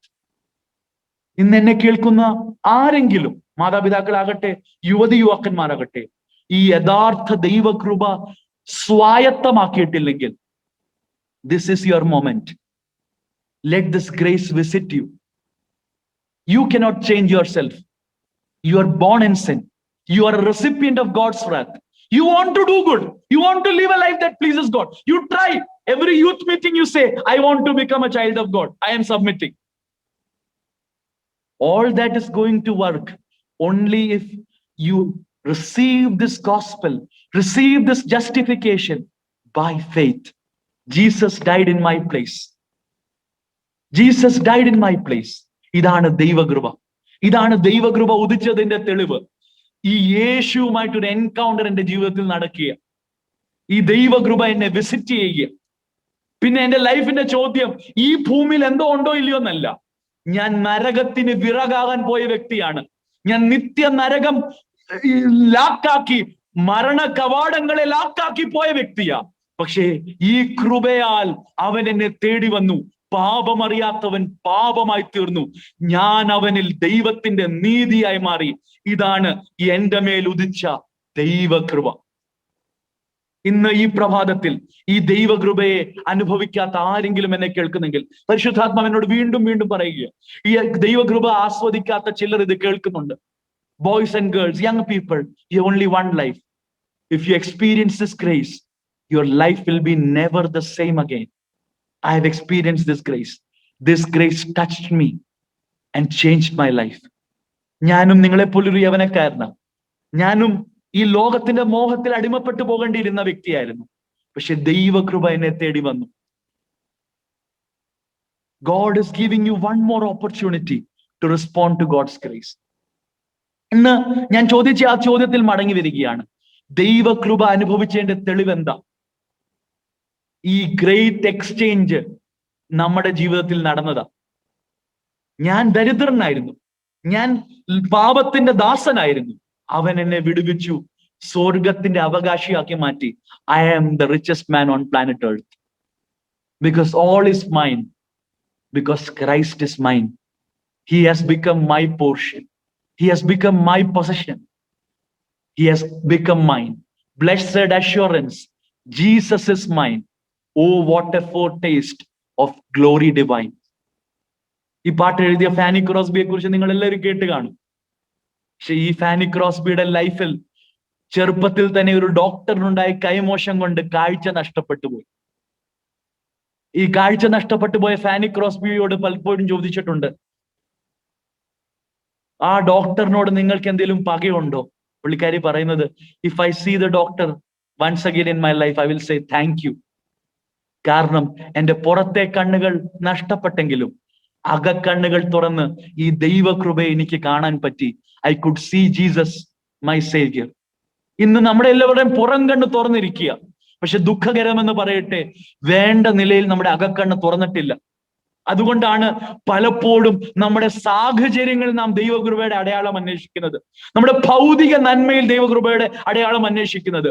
പക്ഷെ നമ്മുടെ അകക്കണ്ണ് ശരിക്കും തുറന്നാൽ എന്റെ physical circumstances എന്താണെന്ന വിഷയമല്ല, എന്റെ ജീവിത സാഹചര്യങ്ങൾ എന്താണെന്ന വിഷയമല്ല. ദൈവകൃപ ഉദിച്ചെന്ന് എനിക്കൊരു തിരിച്ചറിവുണ്ടെങ്കിൽ ലോകമാകെ ഇളകി മറിയട്ടെ, ഇന്ന് കാണുന്ന സാഹചര്യങ്ങൾ ഇനിയും വേഴ്സ് ആകട്ടെ, this can shake me because I am a recipient of God's grace. ഇതാണ് ദൈവകൃപ. This is the grace of God. യേശു ദരിദ്രനായി തീർന്നു, എന്നെ സമ്പന്നനാക്കി. അതുകൊണ്ട് കഷ്ടതയ്ക്കോ പട്ടിണിക്കോ നഗ്നതയ്ക്കോ വാളിനോ ഇപ്പോൾ ഉള്ളതിനോ വരുവാനുള്ളതിനോ ക്രിസ്തുവിന്റെ സ്നേഹത്തിൽ നിന്ന് എന്നെ അകറ്റാൻ കഴിയത്തില്ല. ഇതാണ് ദൈവകൃപ. ഈ ദൈവകൃപ യേശുവിൽ വെളിപ്പെട്ടു. എന്നെ കേൾക്കുന്ന ദൈവമക്കളെ, നമ്മൾ വായിച്ച 2 കൊരിന്ത്യർ ലേഖനം 8-ാം അധ്യായം 9-ാം വാക്യം ഒന്നുകൂടെ ഒന്ന് നോക്കിയേ. For you know the grace of the Lord Jesus Christ, that though he was rich, he became poor for our sake, so that by his riches, so that through his poverty we might become rich. ഇന്ന് എന്നെ കേൾക്കുന്ന ദൈവമക്കളെ, അവൻ ദരിദ്രനായി തീർന്നത് നമ്മളെ സമ്പന്നനാക്കാൻ വേണ്ടി. എങ്ങനാ? ആത്മീയമായി സമ്പന്നനാക്കാൻ വേണ്ടി. എന്തിനാ? ആ ക്രൂശിൽ വെളിപ്പെട്ട ദൈവകൃപ നമ്മളിൽ കൂടി ഒഴുകണം. He made you rich. And ഈ റിച്ച് എല്ലാ അർത്ഥത്തിലും ആകട്ടെ, ഇവിടെ മെയിൻലി സ്പിരിച്വൽ അർത്ഥത്തിലാണ്. ഈ റിച്ച് എല്ലാ അർത്ഥത്തിലും ആകട്ടെ. കഴിഞ്ഞ ദിവസം എൻ്റെ ഒരു സഹോദരൻ, അദ്ദേഹത്തെ ഇങ്ങനെ ഇതേ വചനം പറഞ്ഞ ഒരു വ്യക്തി സമീപിക്കാൻ ഇടയെ തീർന്നു. എന്താ, ഞങ്ങളുടെ പ്രെയർ ലൈൻ ഉണ്ട്, ആ പ്രെയർ ലൈനിൽ ഒരു സഹോദരനെ ഹാൻഡിൽ ചെയ്യുന്ന ഒരു ഫാമിലിയാണ്. വളരെ സിമ്പിൾ പീപ്പിളാ. He lives as a daily wage labourer, but he has experience this grace. അതുകൊണ്ട് അദ്ദേഹത്തിന് ഈ കാര്യങ്ങളൊക്കെ വളരെ ആഴമായി ദൈവം വ്യക്തിപരമായി മനസ്സിലാക്കി കൊടുത്തിട്ടുണ്ട്. ഇങ്ങനൊരു വ്യക്തി വിളിച്ചു പറഞ്ഞു, അങ്ങനെ വാക്യം ഇങ്ങനെ കടക്കുകയല്ലേ, നമ്മളെ സമ്പന്നനാക്കാനാണ് യേശു ദരിദ്രനായി തീർന്നത്. നമ്മുടെ സഹോദരന് ഇതൊന്നും പറയാൻ പോയില്ല. ഈ സുവിശേഷത്തിന്റെ പൊരുൾ പറയാനുള്ള സമയമില്ലല്ലോ ഫോണിൽ കൂടെ സംസാരിക്കുമ്പോൾ. അദ്ദേഹം പറഞ്ഞു, സഹോദര, ശരിയാണ്, നമ്മളെ സമ്പന്നനാക്കാനാണ് യേശു എന്തായി തീർന്നത്. യേശു സമ്പന്നനായിട്ടും ദരിദ്രനായി തീർന്നത്. ഇപ്പൊ നമ്മൾ സമ്പന്നരായത് എന്തിനു വേണ്ടിയാ? യേശു ദരിദ്രനായതുപോലെ മറ്റുള്ളവരെ സമ്പന്നരാക്കാൻ വേണ്ടിയാണ്. നമ്മുടെ കയ്യിൽ ദൈവം എന്തെങ്കിലും ഏൽപ്പിച്ചിട്ടുണ്ടെങ്കിൽ ഇറ്റ് ഇസ് ഫോർ അതേഴ്സ്. ഞാൻ ചിന്തിച്ചപ്പോൾ ഈ ആശയം ഇവിടെ ഉണ്ട്. കാരണം 2 കൊരിന്ത്യർ ലേഖനം 6-ാം അധ്യായം 10-ാം വാക്യം ഒന്ന് വായിച്ചേ. 2 കൊരിന്ത്യർ ലേഖനം 6-ാം അധ്യായം 10-ാം വാക്യം. ഇത് പറയണമെങ്കിൽ ഈ കൃപ യഥാർത്ഥമായി അനുഭവിച്ചവർക്ക് ഇത് പറയാൻ പറ്റത്തുള്ളൂ. 2 കൊരിന്ത്യർ ലേഖനം 6-ാം അധ്യായം 10-ാം വാക്യം. ദുഃഖിതരെങ്കിലും എപ്പോഴും സന്തോഷിക്കുന്നവർ, ദരിദ്രരെങ്കിലും പലരെയും സമ്പന്നരാക്കുന്നവർ, ഒന്നുമില്ലാത്തവരെങ്കിലും എല്ലാം കൈവശമുള്ളവരായി തന്നെ.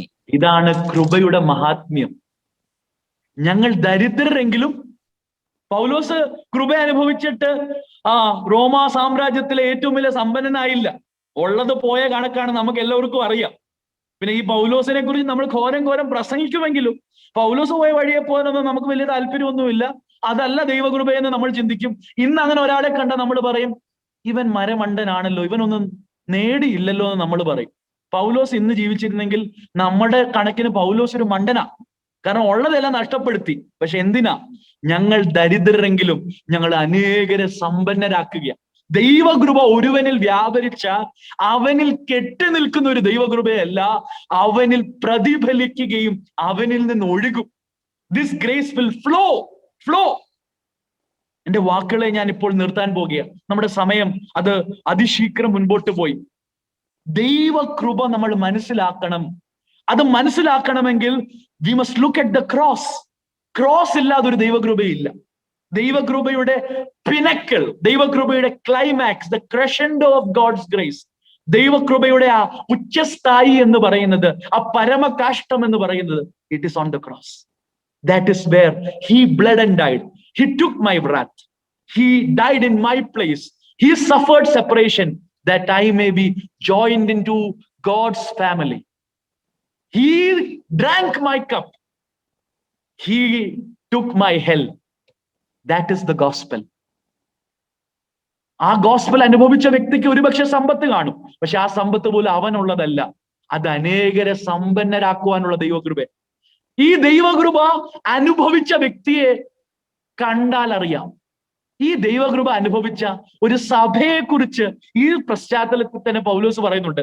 അതുകൂടെ ഒന്ന് കാണിച്ച് നമ്മൾ പ്രാർത്ഥനയോട് പോകും. ഈ ദൈവകൃപ ഞങ്ങൾക്ക് വേണമെന്ന് പറഞ്ഞുകൊണ്ട് നമുക്ക് പോകാം. 2 കൊരിന്ത്യർ ലേഖനം 8-ാം അധ്യായം 1-ാം വാക്യം. നമ്മുടെ വിഷയം മറന്നു പോകരുത്. സകല മനുഷ്യർക്കും രക്ഷാകരമായ ദൈവകൃപ ഉദിച്ചിരിക്കുന്നു. ഈ ദൈവകൃപ യേശുവിലാണ് നാം കാണുന്നത്. യേശുവിൽ എപ്പോഴാ കാണുന്നത്? യേശുവിൽ ആഗമനം കാണുന്നു. പക്ഷെ പൂർണ്ണമായും അതിന്റെ ഏറ്റവും ക്ലൈമാറ്റിക്കായി നമ്മൾ കാണുന്നത് ക്രൂശില. ആ ക്രൂശിലെ ദൈവകൃപ ഒരു വലിയ എക്സ്ചേഞ്ചിൽ കൂടി നമുക്ക് പ്രാപിക്കാൻ കഴിഞ്ഞു. ഈ ദൈവകൃപ പ്രാപിച്ച വ്യക്തിയുടെ വ്യക്തി ജീവിതങ്ങളുടെയും സഭയുടെ ഒരു മോഡൽ നിങ്ങളുടെ മുൻപാകെ വെച്ചിട്ട് we will close today's meditation. 2 Corinthians chapter 8 verses 1. സഹോദരന്മാരെ, മക്കദോനിയയിലുള്ള ദൈവസഭകൾ അനുഭവിച്ച ദൈവകൃപ നിങ്ങൾ അറിയണമെന്ന് ഞങ്ങൾ ആഗ്രഹിക്കുന്നു. We wish that you know the grace of God which was given to the churches in Macedonia.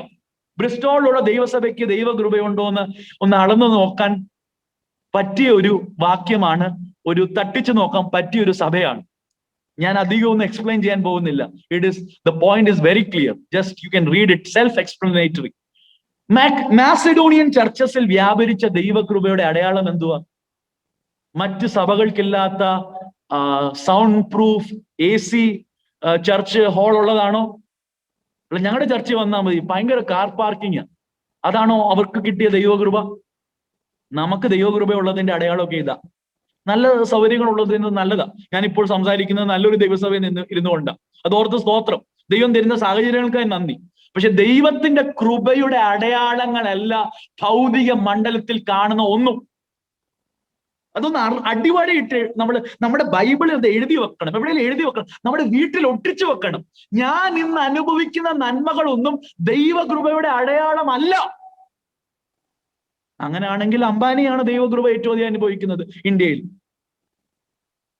നമ്മുടെ കണക്കൂട്ടലും നമ്മുടെ ഈ ദൈവശാസ്ത്രവും ബൈബിളുമായിട്ട് ചേരുന്നതല്ല. എന്റെ പ്രിയ സഹോദരങ്ങളെ, we need to return back to the Bible. Bible is speaking of the grace of God in entirely different terms. മക്കദോനിയയിലെ സഭ അനുഭവിച്ച ദൈവകൃപ എന്താ? 8:2 മലയാളത്തിൽ വായിക്കുന്നതാണ് നല്ലത്. അതിന്റെ ആ പൂർണ്ണ ഇമ്പാക്ട് ഉണ്ടാകാൻ.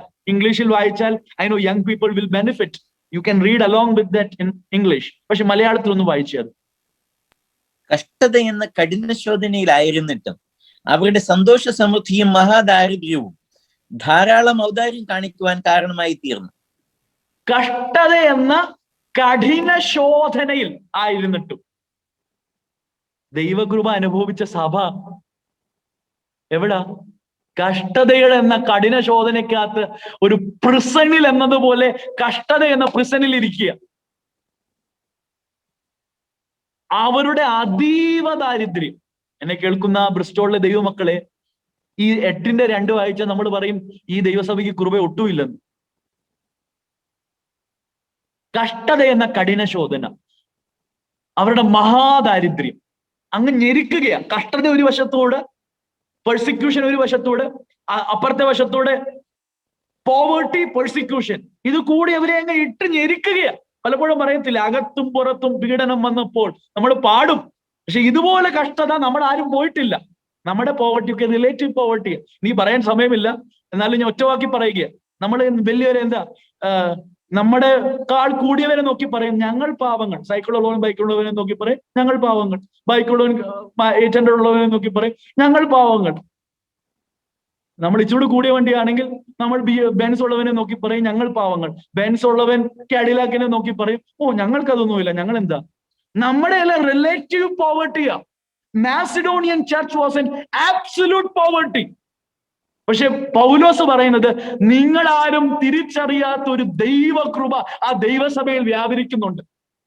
ആ ദൈവകൃപ സമ്പൽ സമൃദ്ധിയായി, ഔദാര്യമായി, ലിബറൽ ഗിവിംഗ് ആയി വ്യാപരിക്കുക, മറ്റുള്ളവരെ ബ്ലെസ് ചെയ്യുക. ആബ്സല്യൂട്ട് പോവർട്ടി കൊടുക്കാൻ പറ്റുമോ? നമ്മുടെ റിലേറ്റീവ് പോവർട്ടി അല്ല. ലോകത്തിലെ 90% ആൾക്കാരെക്കാൾ നന്നായിട്ടാണ് നമ്മൾ ജീവിക്കുന്നത്. 95% ആൾക്കാരെക്കാൾ നന്നായിട്ടാണ് ജീവിക്കുന്നത്, ഞാൻ ഉൾപ്പെടെ. നിങ്ങളുടെ കാര്യം മാത്രമല്ല പറയും. We live better, we are better off, but we have such a difficult time in giving. We give to impress people, we give with lot of wrong motives, but this people were giving as a response of grace. ദൈവകൃപ നമ്മളിൽ വ്യാപരിച്ചിട്ടുണ്ടോ? എന്റെ വാക്കുകളെ ഞാൻ നിർത്തുക. ദൈവകൃപ നമ്മളിൽ വ്യാപരിച്ചിട്ടുണ്ടോ? ദൈവകൃപ വ്യാപരിച്ചാൽ നമ്മുടെ ജീവിതത്തിന്റെ സമസ്ത മേഖലകളിൽ അറിയാം. ദൈവകൃപ വ്യാപരിച്ചാൽ ഭൗതികം കൂടുമെന്നല്ല, അത് സാത്താന്റെ ദൈവശാസ്ത്രമാ. നീ എന്റെ മുൻപാകെ ഒന്ന് വണങ്ങിയാൽ ലോകത്തിന്റെ എല്ലാ രാജ്യവും തരാമെന്ന്. അത് സാത്താന്റെ തിയോളജിയാ. ബൈബിൾ ഡോക്ട്രിൻ, ബൈബിൾ ട്രുത്ത് പറയുന്നത് ആബ്സല്യൂട്ട് പോവർട്ടിക്കുള്ളിലും ദൈവകൃപ വ്യാപരിക്കും. പോവർട്ടി പോയെന്നല്ല, അവർ കൊടുത്ത് ദാരിദ്ര്യത്തിൽ നിന്ന് കരകയറിയായിരുന്നെങ്കിൽ ഇവിടെ എഴുതി വെച്ചേനെ. ഇല്ലില്ല, അവർ കരകയറിയില്ല. പക്ഷെ അവർ കൊടുക്കൽ നിർത്തിയുമില്ല. കൊടുക്കാൻ വേണ്ടിയുള്ള ദൈവം അവരെ ഏൽപ്പിച്ചു. അവർ ദൈവകൃപയുടെ ചാനൽസായി മാറി. ഇന്ന് ദൈവകൃപയുടെ ചാനലായി മാറുവാൻ ബ്രിസ്റ്റോൾ സഭയിലുള്ള കുടുംബങ്ങൾ, വ്യക്തികൾ, ദൈവദാസന്മാർ, നമ്മളെല്ലാവരും വചനം പറഞ്ഞ ഞാനും നമുക്ക് സമർപ്പിക്കാം. ഈ വചനങ്ങളാൽ ദൈവം നമ്മളെ അനുഗ്രഹിക്കുമാറാകട്ടെ.